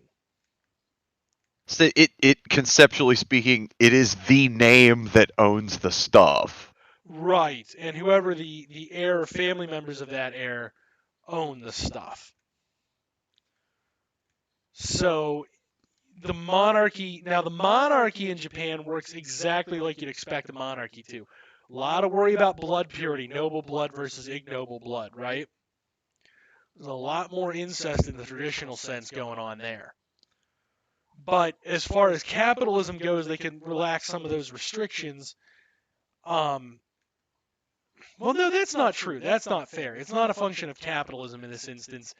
In terms of the Japanese, like the imperial fishing household, same family the entire time.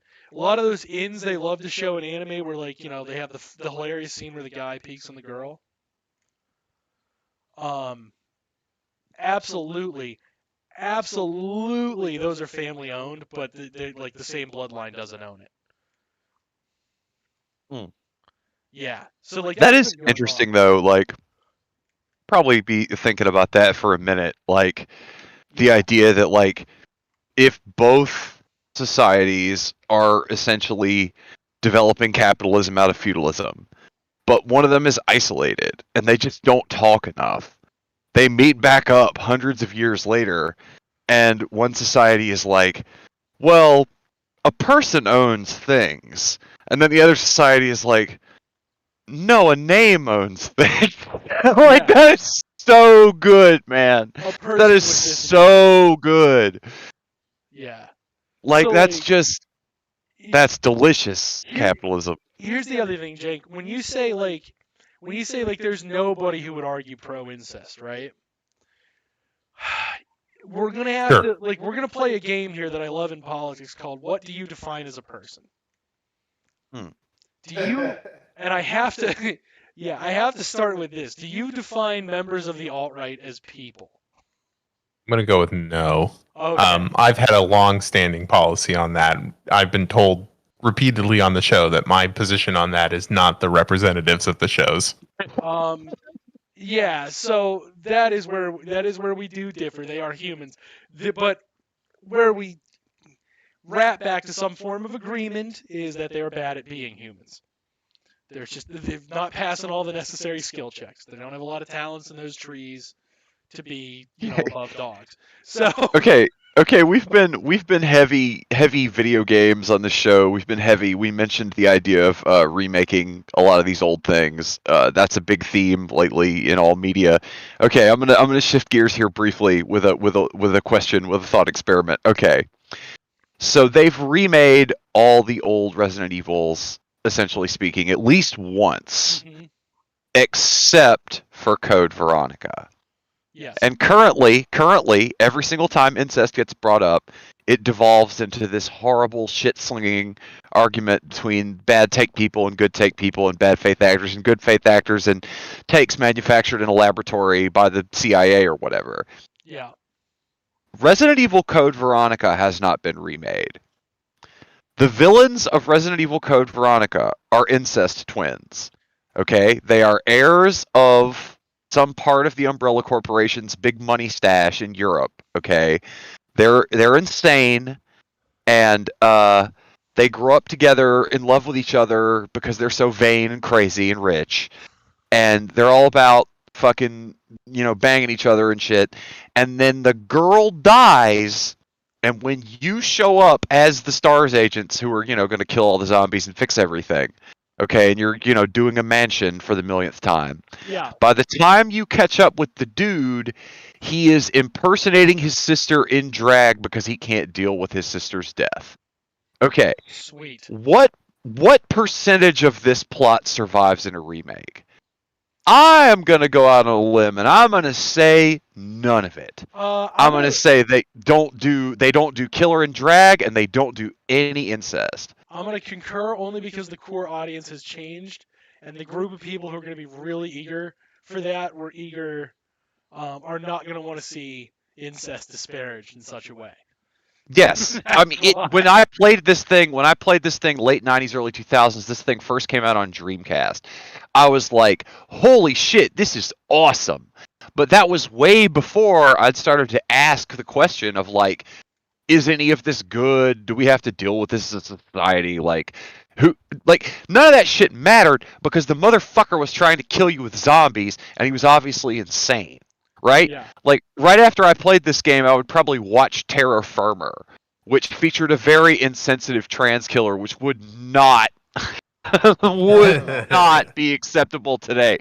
Oh, was right? it written by Rowling too, or what? Yeah, obviously. Okay. It was a pen name, but... Oh, yeah, she used to work with Lloyd Kaufman. She actually wrote Toxic Avenger 4. Tight. But no, I think it's an interesting question because that's the only one they haven't done.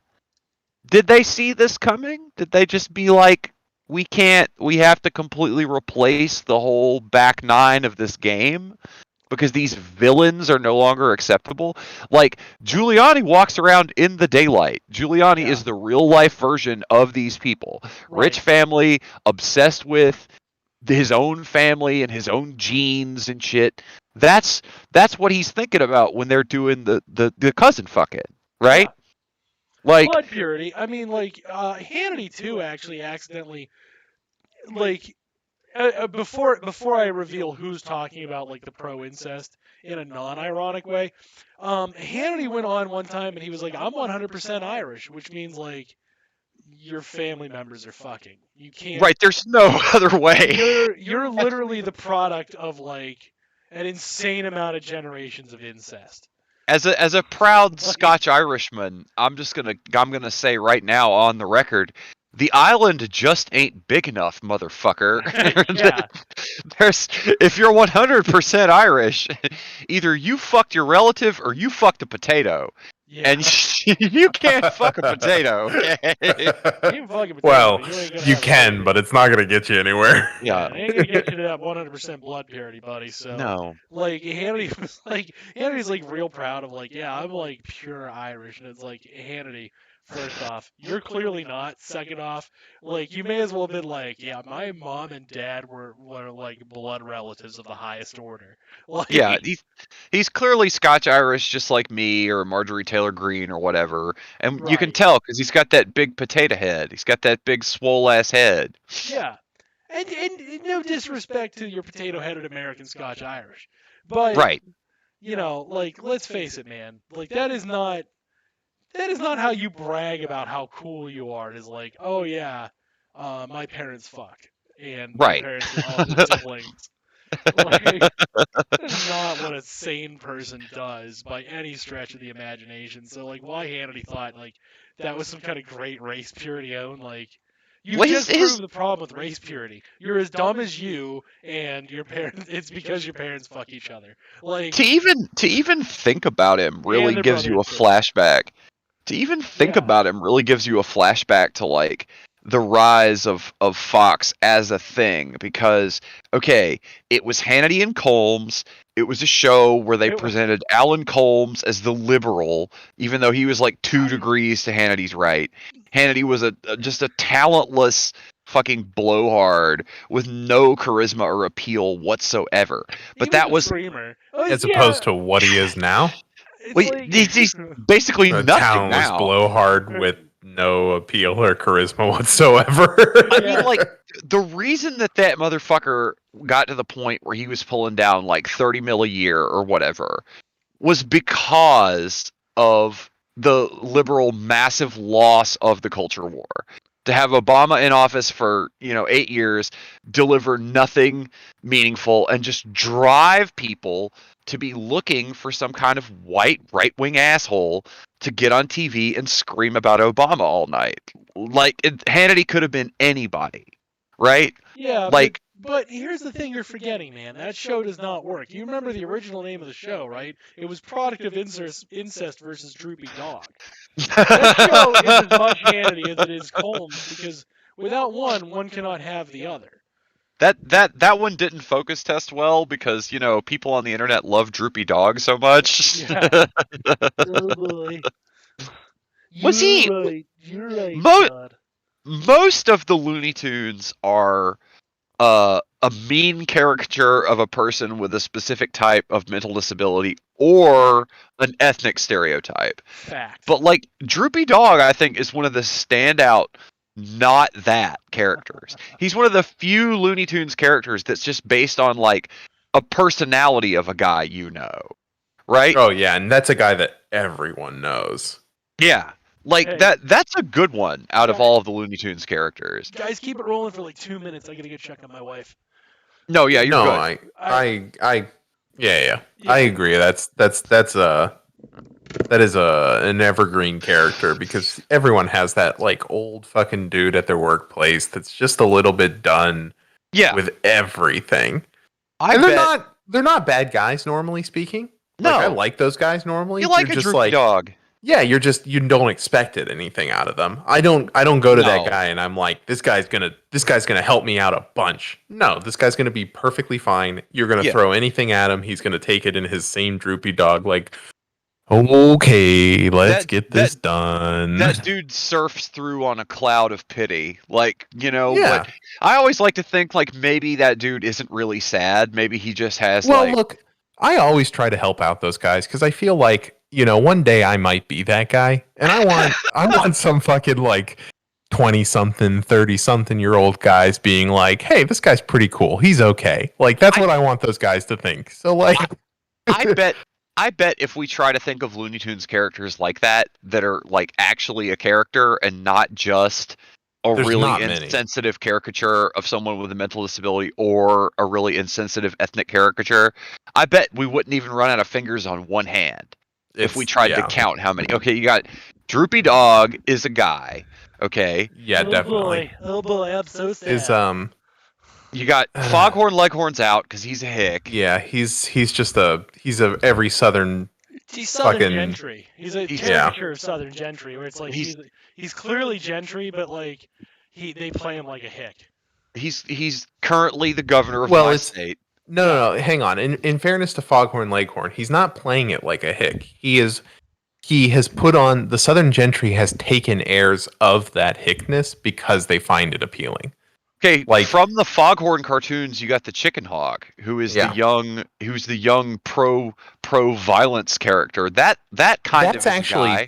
That's a guy. Yeah, that's not a racial stereotype. That's a real guy. So we got Droopy Dog, the Chicken Hawk. Those are guys. Fucking Sylvester the Cat.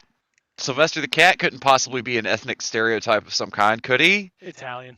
He's every Italian New Yorker ever. Fuck. Suffering succotash. Yeah. Oh, fuck. All right. Okay. He's Italian trying to blend in. Yeah. All right. Okay. Tweety Bird. A crackhead. Yeah. Sorry. That's technically not an ethnic stereotype. Okay. If so you want me to be very technical, that's a guy. And I wish this is where I wish one of the Bonds accounts were here to back me up on this. Tweety Bird is 100% a methed out twink. Okay. Mm-hmm.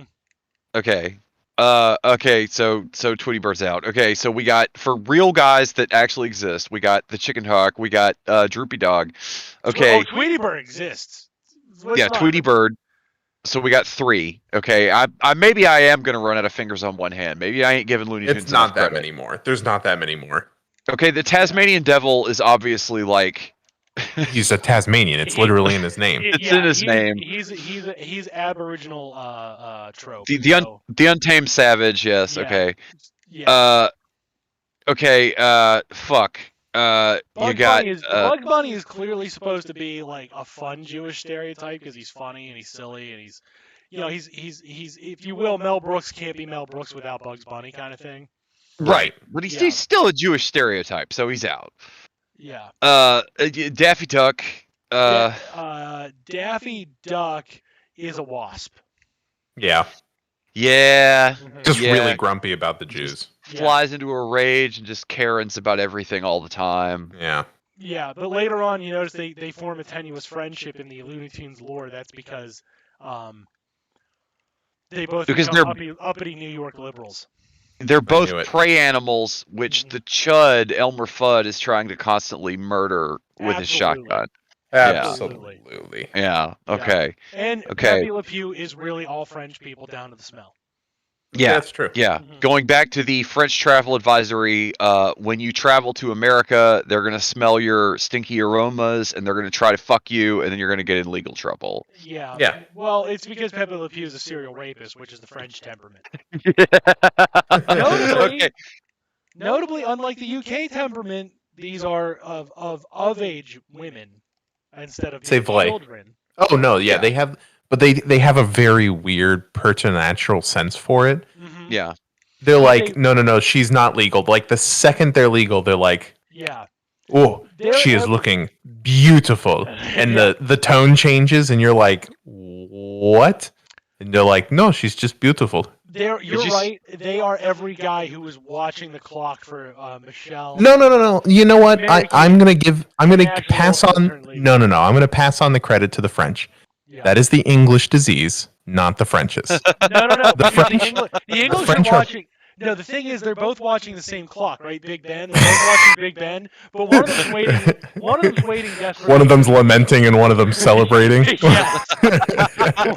One of them's pissed off, and the other one's like, "Oh, sweet." No, I genuinely, I think the French are like, they're happy with anything. Yeah. The age spectrum doesn't really perturb them as long as it's legal. They're fine with it. Okay. Les cousins dangereux. So they're another color. Yeah, it's. They really like. But they know, and it's really weird how they always know. Yes, yeah. They also know when somebody's their cousin because they can call them like cousine dangereux. Okay, but again, it's super weird, and then and it is, and it's always the senses also works in the other direction too. Whenever you're like, that character's a little attractive, and they're like, no, she's 16, it's not. Yeah. And you're like, what? They're like, no, it's not in any way attractive, and I don't understand why you think it would be. But they will watch. they will make movies about cousins fucking and then show the fucking and then be like, but that's not child porn. They will make it about like anywhere from 12 to 17-year-olds fucking and they'll be like, but it's not child porn, it's cinema. And the British would be like, but that's not child porn, that's cinema. Yes. Yeah. And like honestly though, that's why our right gets along so well with the British because they're also all pedophiles, right? I knew it. They're all like, God damn, I hate cinema. Okay, so we only produced 4 Looney Tunes characters that you're running out desperately of Looney Tunes characters. Insensitive stereotypes. Anymore. I didn't run out of fingers on one Debbie hand. Sam is clearly an offensive stereotype. Yeah. Yes. Okay, hold on now. Accurate stereotype of Texas. Yes, definitely accurate, but that doesn't make it not offensive. Yeah. Just a stereotypical caricature. You know who's also an offensive stereotype of Texas? What's that? Texas. Yeah. So the problem is if you're offended accuracy by truth, has nothing to do with offense. If you're offended by truth, my friend, we're not on the same side. I'm offended by true every day. Yeah. Truth. I do what I can. Oh, my bad. Yeah. So like, Texas is offended by the truth, maybe. Look at once a week, I think to myself, maybe I should get a Twitter. And I look at True's Twitter, and I'm like, you know what? Maybe better not. Yeah. Shout out to the True Horror on Twitter. Yeah, you don't need that app. It's fine. You don't need that. You don't need that in your life. I don't know. Twitter rocks. You don't want none of this, Dewey. What we're doing over there, we're snorting blow with gay dudes, then we're banging hookers. You don't want none of this. I think I do. No, none of this is for you. All those gay dudes are horny. None of it's for you, Jake. None of it. I think I might. It's all pornography and high-level discussion. So you get to like every other post is a palate cleanse because you don't know if it's gonna be a giant pair of titties and then like a screed on bedtimes and then just so many dicks, and then you're like, oh man, I just got my dick and titty quota in. Look at this. This is an article from the New Yorker. You don't want none of it, Cenk. Yeah.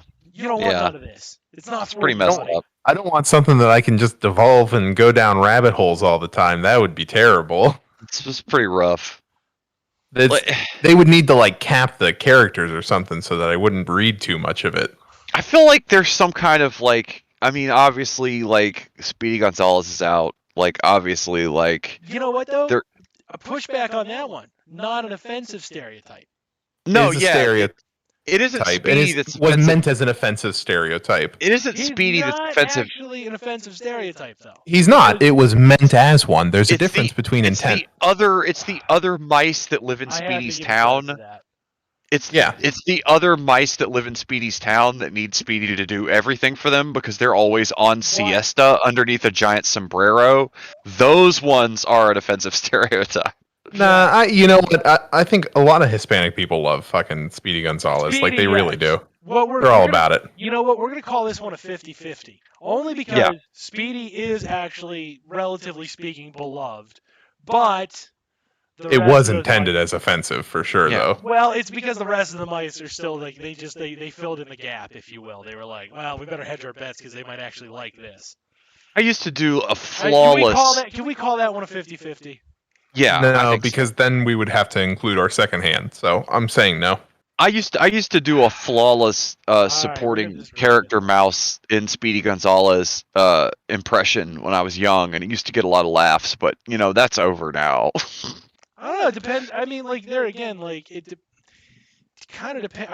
Are you specifically? Is it clear that you're doing Speedy Gonzalez? Like when I do Barack Obama, it's not offensive in the same way if I were to like do stereotypical white man doing the ghetto accent because I'm doing a real person, and then I don't proceed to just talk about like watermelon and all Mahone. Do you understand? Like the problem with like the wokest bullshit is like.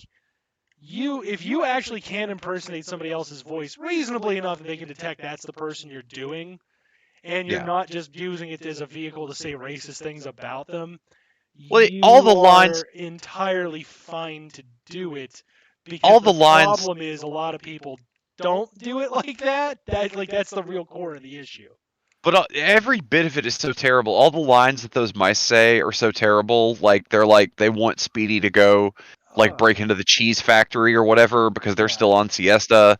Yeah, and they're Speedy, afraid. what you gotta do is you gotta smuggle this cocaine in your anus. Yeah, like that. But that's the problem with it. But way tireder. Yeah. Like the it was probably the cocaine in your anus, senor. I'm trying to think. There was one guy that did almost all the offensive ethnic voices on the old Chuck Lorre Looney Tunes. And he's your hero. You're like, damn, I wish I could do them as well as he did. But dude, when I was a kid, all day, it was the 90s. They had brought secondary versions of that stuff out, Tiny Toons was airing, but they still, even though they had the foresight to not do the ethnic stereotypes as hard on Tiny Toons, whatever network it was that showed that shit, the direct next thing that came on was the Looney Tunes from the 40s. They were like, okay, here's the real shit. We still have these incredibly racist cartoons if you want to watch these also. Yeah, I mean, let's move past that one, though, because kind of obviously. I'll tell you what, to round out the night, because I've been working on it. I was, working on this, all day. Chad, have you ever heard, Mark Fisher speak? This is entirely for me. I haven't done this voice for any of you guys. It's not the manufacturing consent dude, is it? It's no, the Chomsky. I'm talking about Mark Fisher, the author of Capitalist Realism. Have any of you Capitalist Realism. Yeah.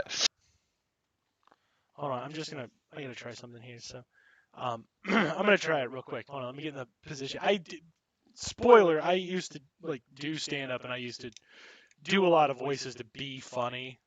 There are a wheelhouse of voices I wouldn't do now. I still do my Obama. Still like that. That one's going to be good for a while, especially as he keeps being relevant. But I'm digressing too much. And one of the things I used to do was I would watch a lot of British TV because I would watch PBS and I would see a lot of those British TV shows on. And then as I got older, I would seek out British television to watch. That's a fun one. That's a fun one that we can still do because it's not racist. Right. Well, because it's a multi-ethnic society, we're back in, baby. And there's different kinds of them to make fun of, from your most Cockney chav all the way up to your most prissy Lord Fauntleroy. Yeah, funny enough. Hold on, I can do my chav. I used to do a bit in chav. Hold on. So I went to the doctor, right? I went to the doctor and I was like, hey mate, what's wrong with me, right? And the doctor done say that I got the feline leukemia, right? Which at first I was like, how the fuck does a bloke get feline leukemia? And I was like, oh, that's right, because I fuck a lot of cats, mate. I did that one. That was 2016. I came up with that one. I put me knob in a cat's shitter, I did. Oh, yeah, I stuck me knob up a cat's anus and whatnot. I fucked a cat. So, that's why I got the feline leukemia, mate. That's why I got to be on these pills. I used to do that one. And then I felt kind of bad because I'm like, the chavs are working class Brits, and the chavs that haven't evolved into the National Front are like allies to the most extreme degree. We would get on better with like a eel-eating Cockney than we would get on with like a prissy aristocratic Fauntleroy. Yeah. Yeah. So all right. So I used to do that one. And then I used to do the BBC announcer, right? So British TV is pretty good. Thank you. So somebody liked that bit. Thank you, Rep. Thank you. So I used to do BBC Three announcer because I always thought that guy. I would pirate a lot of British TV, right? And I would watch a lot of Doctor Who. That was the thing I was pirating the most. It was that and the In-Betweeners, right? They were first remaking Doctor Who, and that fucking first season banged. Yeah. Oh my god. Well, these were live TV rips I was getting, so I was not getting the ones that have been edited down. They cut the credits. I'm getting the one where they're doing the credits and they're doing the B-roll for the next show. Oh, cool! And you got to see insane British commercials. Yeah. So, all right. So, this is a BBC announcer circa 2007. Hold on. All right. And Good. Oh, hold on. How would they say that? All right, Whovians. Next up, we have on BBC 5, Living with Tits. And on BBC 7, you can witness the 40th episode of Top Gear today. And finally, coming up right after this stunning episode of Doctor Who, you can see a leaked video of my wife having sex with my boss. Yeah. I never watched Peep Show. I did not watch. Oh, it's good. Oh, it's good. It's not my bag. I did watch Doc Martin for a reference on what kind of shit I pick up, and I just finished Are You Being Served? Like the whole thing. If you ever go back for Peep Show, you got to hang in there until Mark gets mugged by those kids. Because it kind of drags until there's finally a scene where the dude gets mugged by children. Yeah. And then after that, it's rolling. After that, it's nonstop, 100% awesome. But until then, it struggles to find its footing. Hey, True, do me a favor and just say, I think I can do this one too. Hold on, I haven't tried this one. We're gonna see if I can do it live or not. Okay. Okay. No bullshit. I'm gonna try it live. So, oh, this is a sketch one, right? Peep Show. Kind of. In the vein that Snuffbox is a sketch show. Essentially, like they're getting to very, very pre-written bits, but they're doing it in a sitcom format. Okay. It's very Seinfeld. It's very like, these people are only in a room or in a restaurant so they can say some shit that Larry David or Larry Charles thought was funny. Right. Okay, that kind of shit. Okay. All right, so just go ahead and say, thank you, my boyfriend and I are waiting. Yes, thank you. My boyfriend and I are waiting. Fuck you! I killed him with a pistol I had hidden in my mustache. See, that's not. I'm doing more of a Connery. I can feel it. I can feel it. Connery's still in there. He crept in at the beginning of our night, and he just fucking lives in there and just waits. Yeah. Rent free. That bastard. In my head. But I'm trying to do Matt Berry. Hold on, what else can I do? Well, there's a secret trick to get into Matt Berry now, because he gave it away. Do you see that one where he's the vampire? That show? I have seen. I want to watch more of What We Do in Shadows. I'm gonna phrase it like that. And apparently, there's an episode. Show to my list. There's an episode of that show where he's pretending to be an American so he can hide out somewhere, and somebody accuses him of like not being from Arizona, and he says, "This is the way we talk in Tucson, Arizona." And if you say Tucson, Arizona, you can get into Matt Berry. Like that's Tucson, the key. Arizona. No. Tucson, Arizona. That's the key turning in the lock to get into Matt Berry. Christopher Lee's hard because I can't drop my voice that low. I can't actually do it. Matt Berry for me, that's an all-timer, I think. What's that Family Guy bit? Hold on. Alan. This is a voicemail from Alan. Pick up the rice, Alan. Yeah, I think that's it. Rice. That's close, but I can't get deep enough to get it. So like I can do stuff in there we go. Hold on. So in my new book, Capitalist Realism, I detail exactly every way you're being fucked over. And all the weird shit you people do as a result. I can't quite explain it myself, because we're all trapped in the same vampire's castle. And that vampire is capitalism. But also, the castle itself? Capitalism. Really makes you think, doesn't it?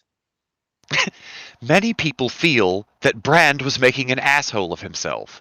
In fact, Russell Brand wouldn't make a true asshole of himself for another full decade. Many. Where is it? I'm just. You should literally see what I'm doing right now. This is one of those things I should probably just put on cam next time because it's really funny. It's a less depressed Adam Curtis, isn't it? It's Adam Curtis with hope still. No, Fisher had like no hope at all. That's a really sick joke. Oh man, you know what happened to Fisher, right? Yeah. Yeah, that's a really sick joke, man. That's low from the master. That's where you just found where I won't go. You just found the ground that I won't tread on. And we all know how I sound in the production chat. So like that's impressive. Hold on. Right here. Yes. Yes.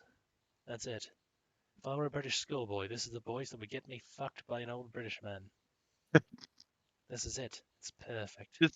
If you're a British schoolboy, that's just any voice. I also do two types of Australian. The one is obviously all Australians, which is no. No, I'm going to fucking Bendigo. That's the one we use to read the Amy Therese tweets on the show. Right, that's Amy Therese's natural voice. She talks like exactly like this. They all sound like that. She's like, no, left is bad. No. If she would stop putting koala venom and kangaroo extract in her Red Bull, she would sound normal. Yeah. But she won't stop.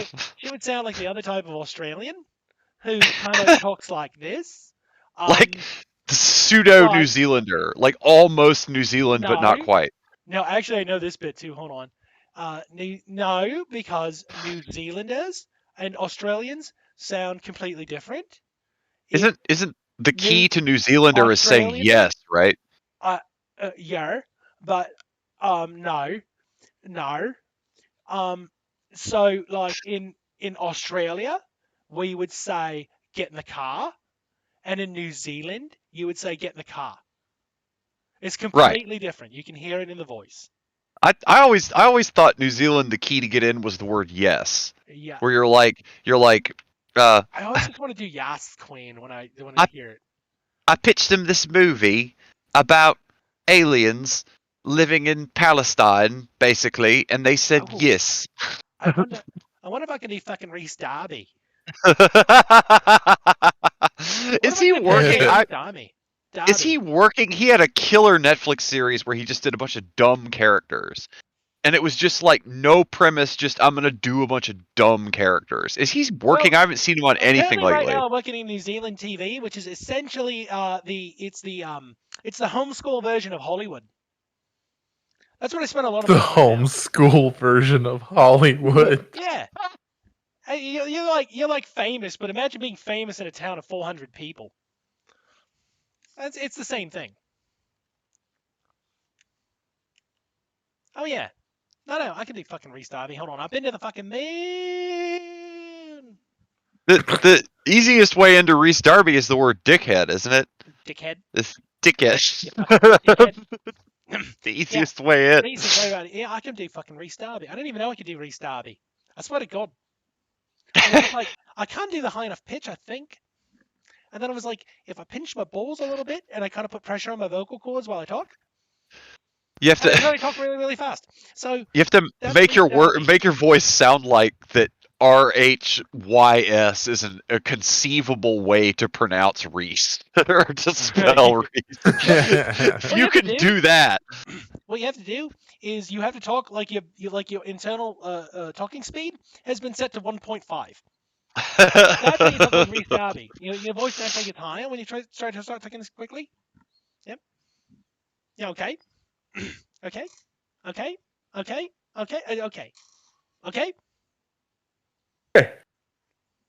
But it's dangerous because did you hear that okay start to slip? Yeah. I decided to have some fun with this. This is entirely for me at this point. Because I haven't done voices in a while. I mean, of course you haven't, because none of us have, because all these writing bits. We really should write more bits. You can't do them anymore because we just did all the ones that we can do. Is different varieties of Anglo weirdo. Oh, New Zealander Ben Shapiro would talk something like this. It'd be really, really fascinating. He would say God is real because God is real. He would basically be. Imagine if Reese Darby's were a dickhead. that would be New Zealander Ben Shapiro. He would just be, it'd be Reese Darby if he were a fucking dickhead. I mean, this is like if Reese Darby were a cunt, that's what he'd be. This is like basically a Cumtown joke. Like, I don't even want to do this joke because it makes me sound like a sad reactionary comedian that's angry all the time. But coming up in the 90s or early 2000s was like neoliberalism assured you that doing ethnically stereotypical voices for laughs was going to be a thing forever, and then it wasn't. Like, that's the broken promise of neoliberalism for white guys that loved stand-up comedy and bits and shit in the late 90s and early 2000s. We can't do these voices anymore. These voices are not cool anymore. No, that's, you know what, I'm gonna be like, if you really want me, okay, it's Hari Kondabolu, and I'm gonna butcher that a little bit because I'm not good at pronouncing Hindi names. But like honestly, like the only voice you 100% cannot do is the Southeast Asian or Indian voice. But think about how much money. Think about how much money Hank Azaria still has in his bank right now from doing a poo. They didn't come take the money back.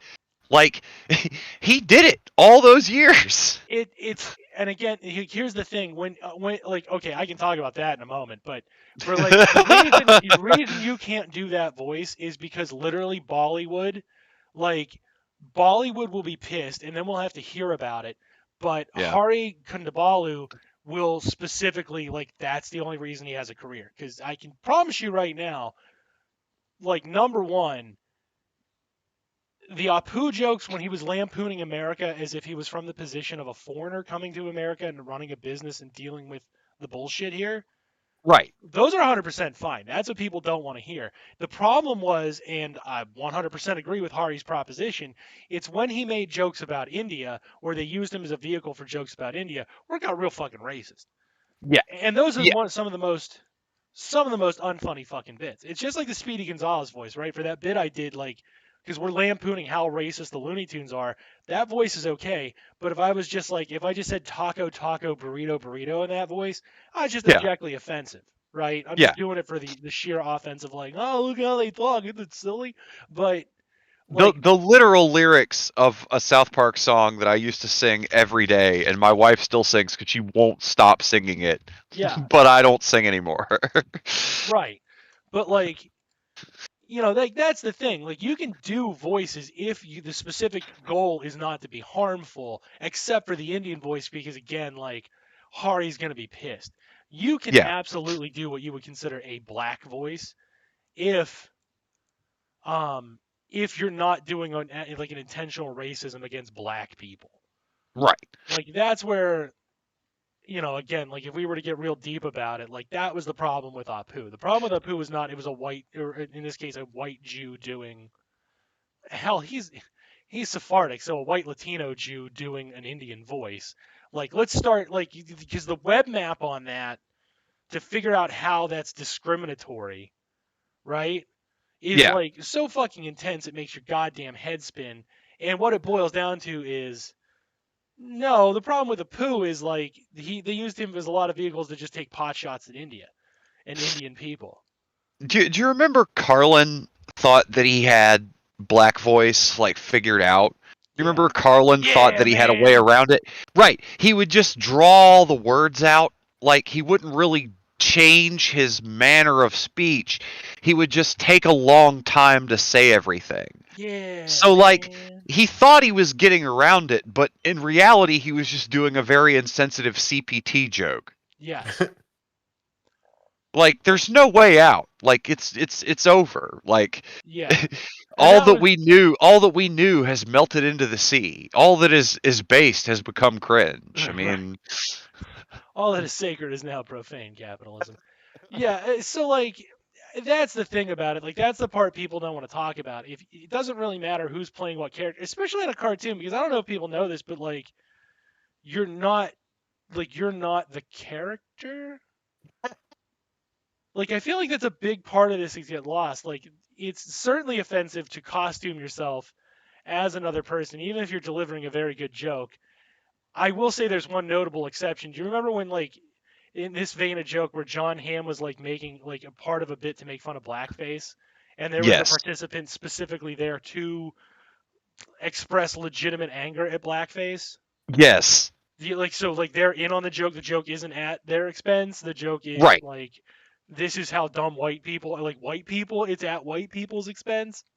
And of course, the white person is John Hamm, who is an extremely white person. So that's part of the punchline.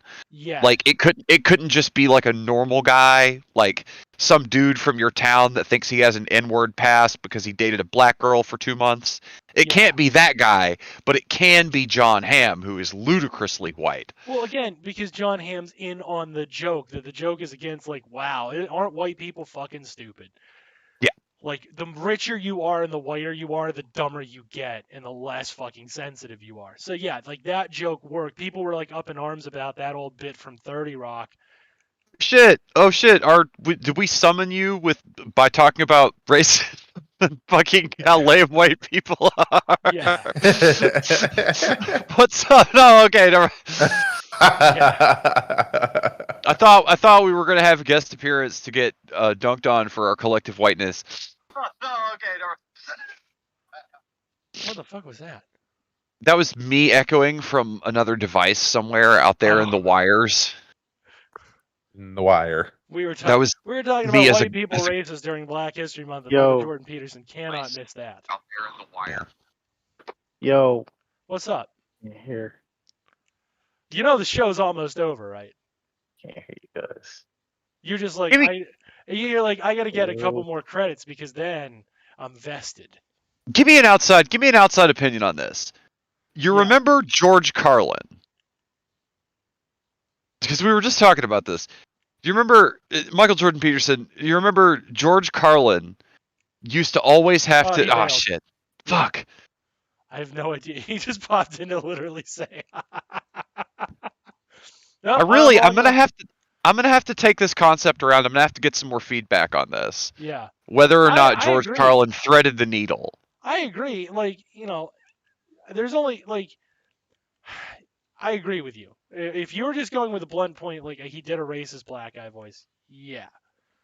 Do I think that played better back then, and do I think that it was overall far less egregious than the guy I knew who used to go shit, motherfucker? Right. Like without a doubt it was. Yeah. Like, okay, because that guy is doing a subset of like dumb white guy who doesn't know any good jokes joke, where he probably also says that rap music has too much cursing in it, right? That guy probably also does a bit when you're at work and he's like, I don't know why they like rap music so much. It's just all this fuck motherfucker. Like that guy probably also does that joke, right? I know the guy. I know the guy personally. I don't hate him. Love the guy, but he would do that, and that's when I would have to tune out and like just give the biofeedback that this isn't kosher. You know what I mean? Which is really just the Ben Shapiro routine where he's like, wet ass pussy that won a Grammy. I don't understand. My sister can play the violin and wet ass pussy. My girlfriend, right? Oh, hold on. My girlfriend, I mean sister, can play the violin, and she shows her breasts all the time. She shows her vagina all the time. She constantly leaks her own nudes, and she plays the violin, and she's my girlfriend, and I love her. And it's bullshit that she didn't win a Grammy. I mean sister. Sometimes he sucks her dick. Whoa, you're back! Oh. Yeah, my microphone is bullshit. Your microphone is bullshit. That's fucking bullshit. You're fine. My internet went out in the middle of this one earlier tonight. This is a casual one, folks. This is a casual off the cuff. No such thing. I look down. It's 9. I look up. It's 12. Yeah. Hey, your opinion on this? All right. We're gonna use. You know what? We're gonna do the thing that the Black History Month militants, right? That they simultaneously get mad at you for all the time, including during Black History Month, but also get mad at you if you don't during Black History Month, okay? Right. We're going to avoid using black people as a subject for this particular instance. Okay. All right. So, Michael Jordan Peterson.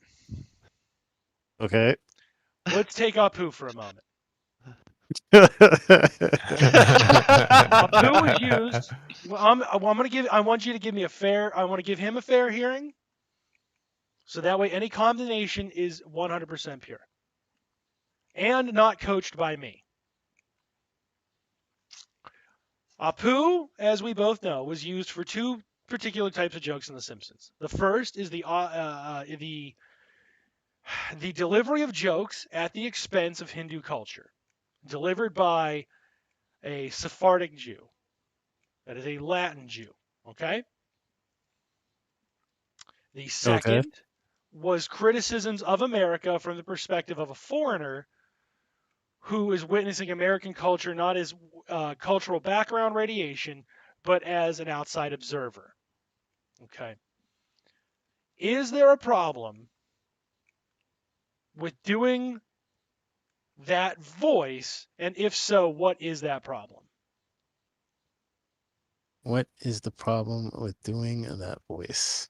Your answer can be nothing. Your answer can be all of it. Your answer can be different. I just want your opinion. It can be that it sucked that they were having Azaria do it when they could have just hired like an actual South Asian comedian or whatever. Yeah, I think part of the issue is that they're playing a Hindu person as possibly not even having a Hindu person on their staff. Yeah, there you go. On these issues. There I think for the 90s, it's all right. I mean, it's not the best, but what can you do? But for now, I don't. But for now, I don't think it would fly. It just wouldn't fly. Especially the jokes at the expense of the Hindu religion. Well, they kind of just chuck everything in a well and call it the same thing. But they did a fuck ton of Ganesha jokes. You're right about that. Every 2 seconds, they were like, that's kind of having like 57 kids. Yeah. But it's also kind of the 57 kids is a real problem. Yeah, that's real bad. But he did have he was one of the more light characters, which is he was super popular. Interesting part of it. Yeah, it's true. It was one of the characters where the punchline of every joke more than anybody else was one of the straight men. He was kind of one of the right. Like because for all of the craziness around him, all he wanted to do was run his Quickie Mart and provide for his family. Right. He's a very likable character in that regard. The punchline wasn't always suicidal alcoholic depression like it was with Barney and Moe and Homer and et cetera and et cetera. Well, Homer was a lampooning. Like, the two jokes that come to my mind where it was acceptable, right? Where actor is honestly kind of irrelevant as long as you can convey the character and do the voice. Do you remember when Homer is trying to feed the statue of Ganesha peanuts? Yeah. And yeah, and what does Apu say? Like, he stopped trying to feed peanuts to my god, right? Right. That one's fine because that's not at the expense of Hindus. Although we're certainly it's skirting into it real fast. It's at the expense of Homer's ignorance. Right. Yeah.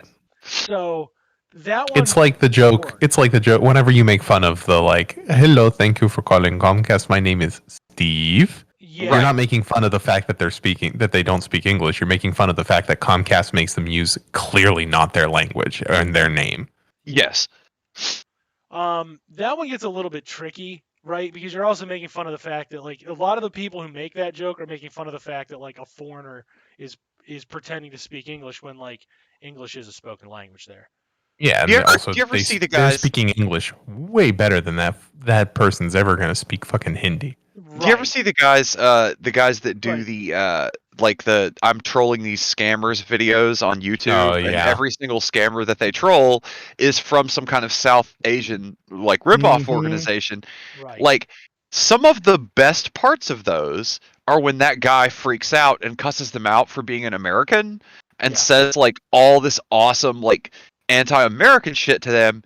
I feel like that plays really well with their audience of fucking shut-in Pepes, but it's some of the best content on the whole video sometimes. Yes. It's usually funnier than the bitch, certainly. Yeah. It's a bit of bit reversal and self-ownage, which the right is just excellent at self-ownage. They're in that regard, but okay, they're experts way too far, way too much of a tangent. So the other joke that I thought always worked, regardless of actor, right, was there's a scene where Homer is just plowing away at food. Homer's fat, right? Ha ha ha ha ha. Some of those jokes are pretty good. I like when the fireman can't lift him. Also, fun fact: I weigh more than Homer Simpson.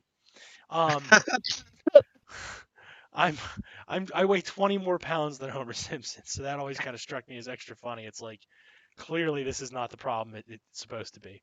But the bit is Are you a that caricature of America? yeah, so it doesn't really matter what Homer, but Homer is also like a foot shorter than I am, so like like that's part of the bit. Like he's short and he's round and he's just a dumb dickhead. Anyway, so Homer's fat, right? Homer's fat. He's eating, and he's packing all this food. And Apu casually remarks, like, Mr. Simpson, if you wanted to kill yourself, we do sell guns. And then when you look down, he just has a bin that says guns $2 per pound. Yeah. Right. Yeah. So like that bit, I think works regardless. And like they'll be like, well, you're not like you're not like. The argument they would jump to immediately is, well, you're not Hindi, you don't know, you're just being racist. To which I would counterpoint with, like, was any part of that joke specifically that Apu is Hindi? No. The joke is that Americans are gun obsessed to the point where we would sell guns in a clearance bin like you would get pick and mix. You know what I mean? Yeah. Like, so that joke, it's sure kind that of irrelevant. I'm sure that bin is real somewhere. Oh yeah. I can take you to it. It's here in Appalachia. Yeah. Did you next time you're in town, we'll go get you a couple pounds of gun. Yeah. A couple pounds of handgun. I actually know where you can do that. I'm not joking. Do you can get guns by the pound? Yeah. Really? It's Where? cheaper if you get the irregulars. Is it that store? Yeah, probably not right now. Just because of the way the market is, but like rich people were stocking up on guns 5 years ago. Absolutely, I can tell you where you can get pounds of guns by the pound. I'm now just abjectly curious. Was it the Surplus Depot or was it the one in Homer?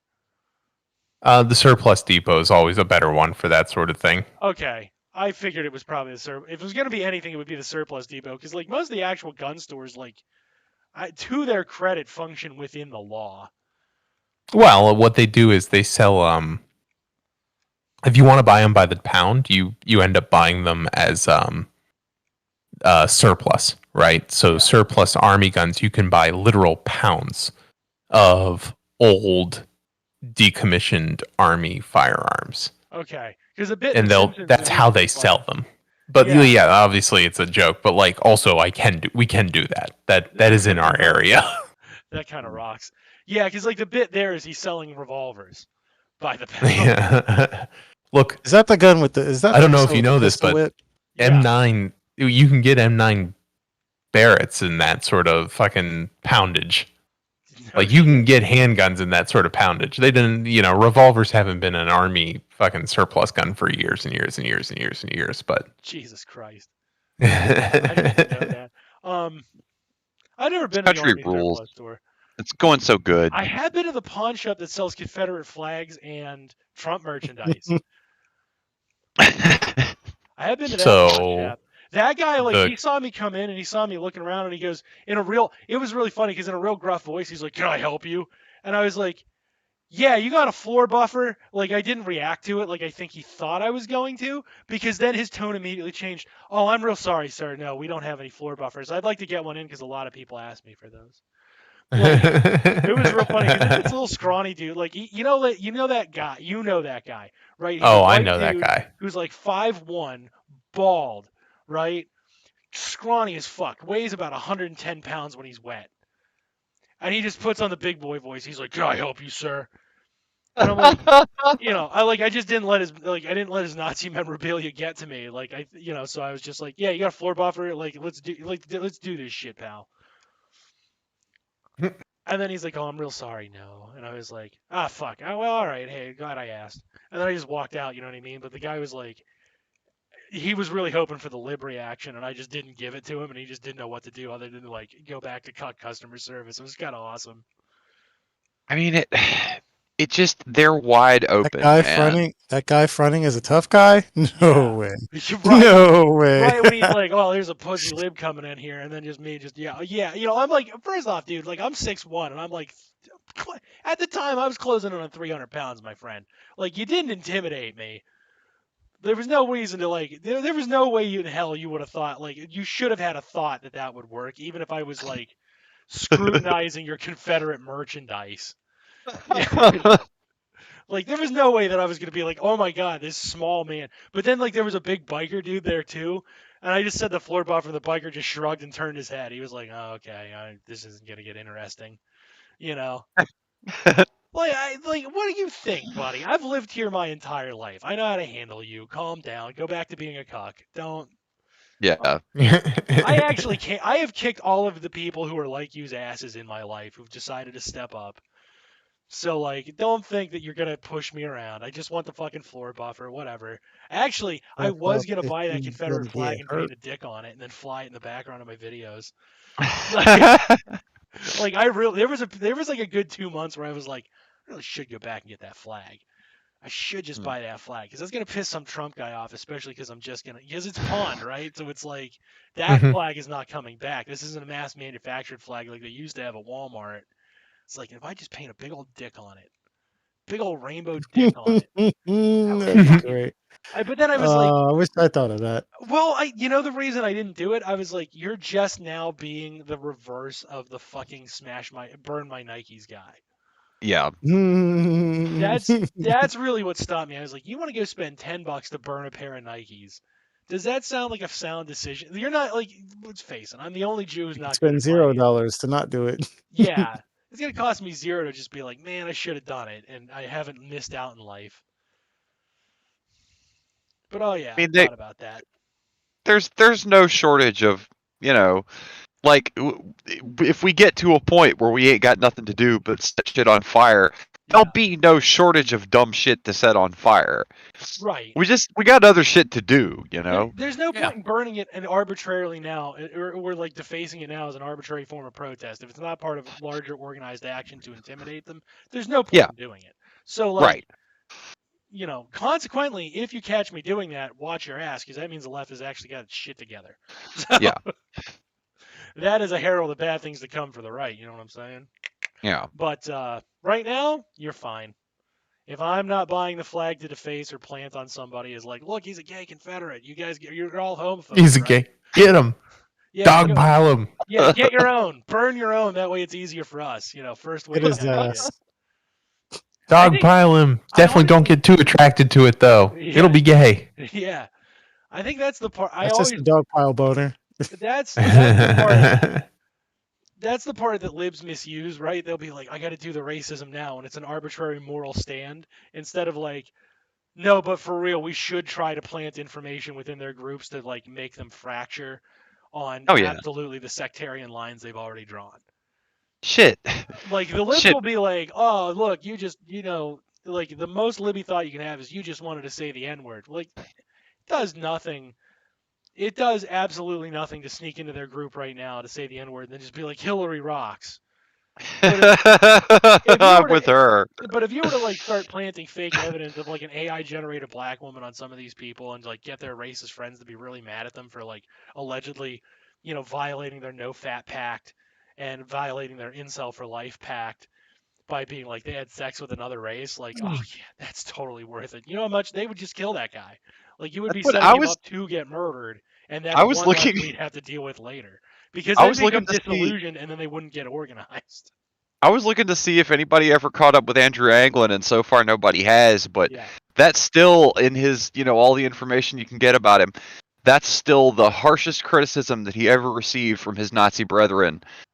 Even after all the things he achieved for them and all the stuff he did for their movement, they were put out by the fact that he was critical of white women and he was into Asian women.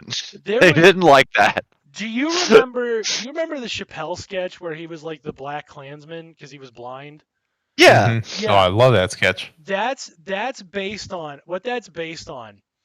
There was, I think it was like 98 or 99. There was an old racist guy who was trying to make a white town. Yeah, I've seen it. You've seen that clip, right? So you know where I'm going with this. Mm-hmm. Mm-hmm. He takes a DNA test, and they find out he has 3% African DNA. So, I kid you not, his sect disowned him for being an N-word and a traitor and a subvert and a plant and all that. Like, they completely disowned the guy over that.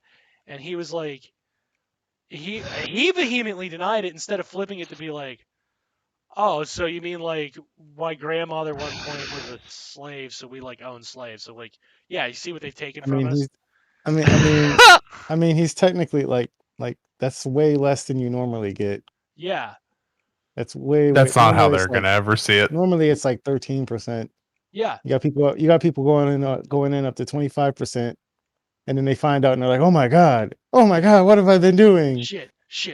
What do I do now? What's the pivot? Oh, now they just want any black mascot. They're trying to pull the lib shit. Well, yeah, that's why they have Candace Owens and Tariq Nasheed going out there and saying racist shit. Jesse Lee Peters. It's not racist because we have a black person with us. Yeah, we had a black person saying "pull up your pants." Bill Cosby was really the opener to that, wasn't he? Yeah, it was. We all see how things came out with that guy. Yeah. Shit. Oh, it's fucking late. I'm gonna leave this in y'all's capable hands. Yeah. I got weirdly early shit for a Saturday, but I'm gonna catch you guys on the replay. See how far you got after I cut out. Hold on, guys. Before we leave tonight, don't you all want to know who's doing the unironic incest? You might as well just say it. What's incels in the alt-right? Like they're very much convinced that's the only way they're going to get laid. Like that Elliot guy, the Elliot Reed or whatever the fuck his name was, that freak who did the mass murders. Like one of his quote unquote legitimate grievances, was that he wasn't allowed to fuck his hot sister. Yeah, I mean, I continue having my long-standing position on this. I feel like I'm correct. Yeah, so no one is legitimately making that argument. No humans are legitimately making that argument. Yeah, so that's where like that was a right-wing troll, but like ultimately like it comes from a place where they're kind of serious. Yeah, that's not a troll at all. Yeah. Yeah, it's a little bit less of a troll once you start peeling back the layers of like where could that possibly be coming from? Oh, it's all the sister fucking they want to be doing. Yeah. All right. And with that little piece of information, next week we're going to do, no irony rep. You can ask me about that later if you want more information. But for tonight, we're going to call it, I'm Dan Cohen. I was joined by Jank Engels, The True Horror, and I was joined late, but never the least of us, Michael Jordan Peterson. Never the least of us.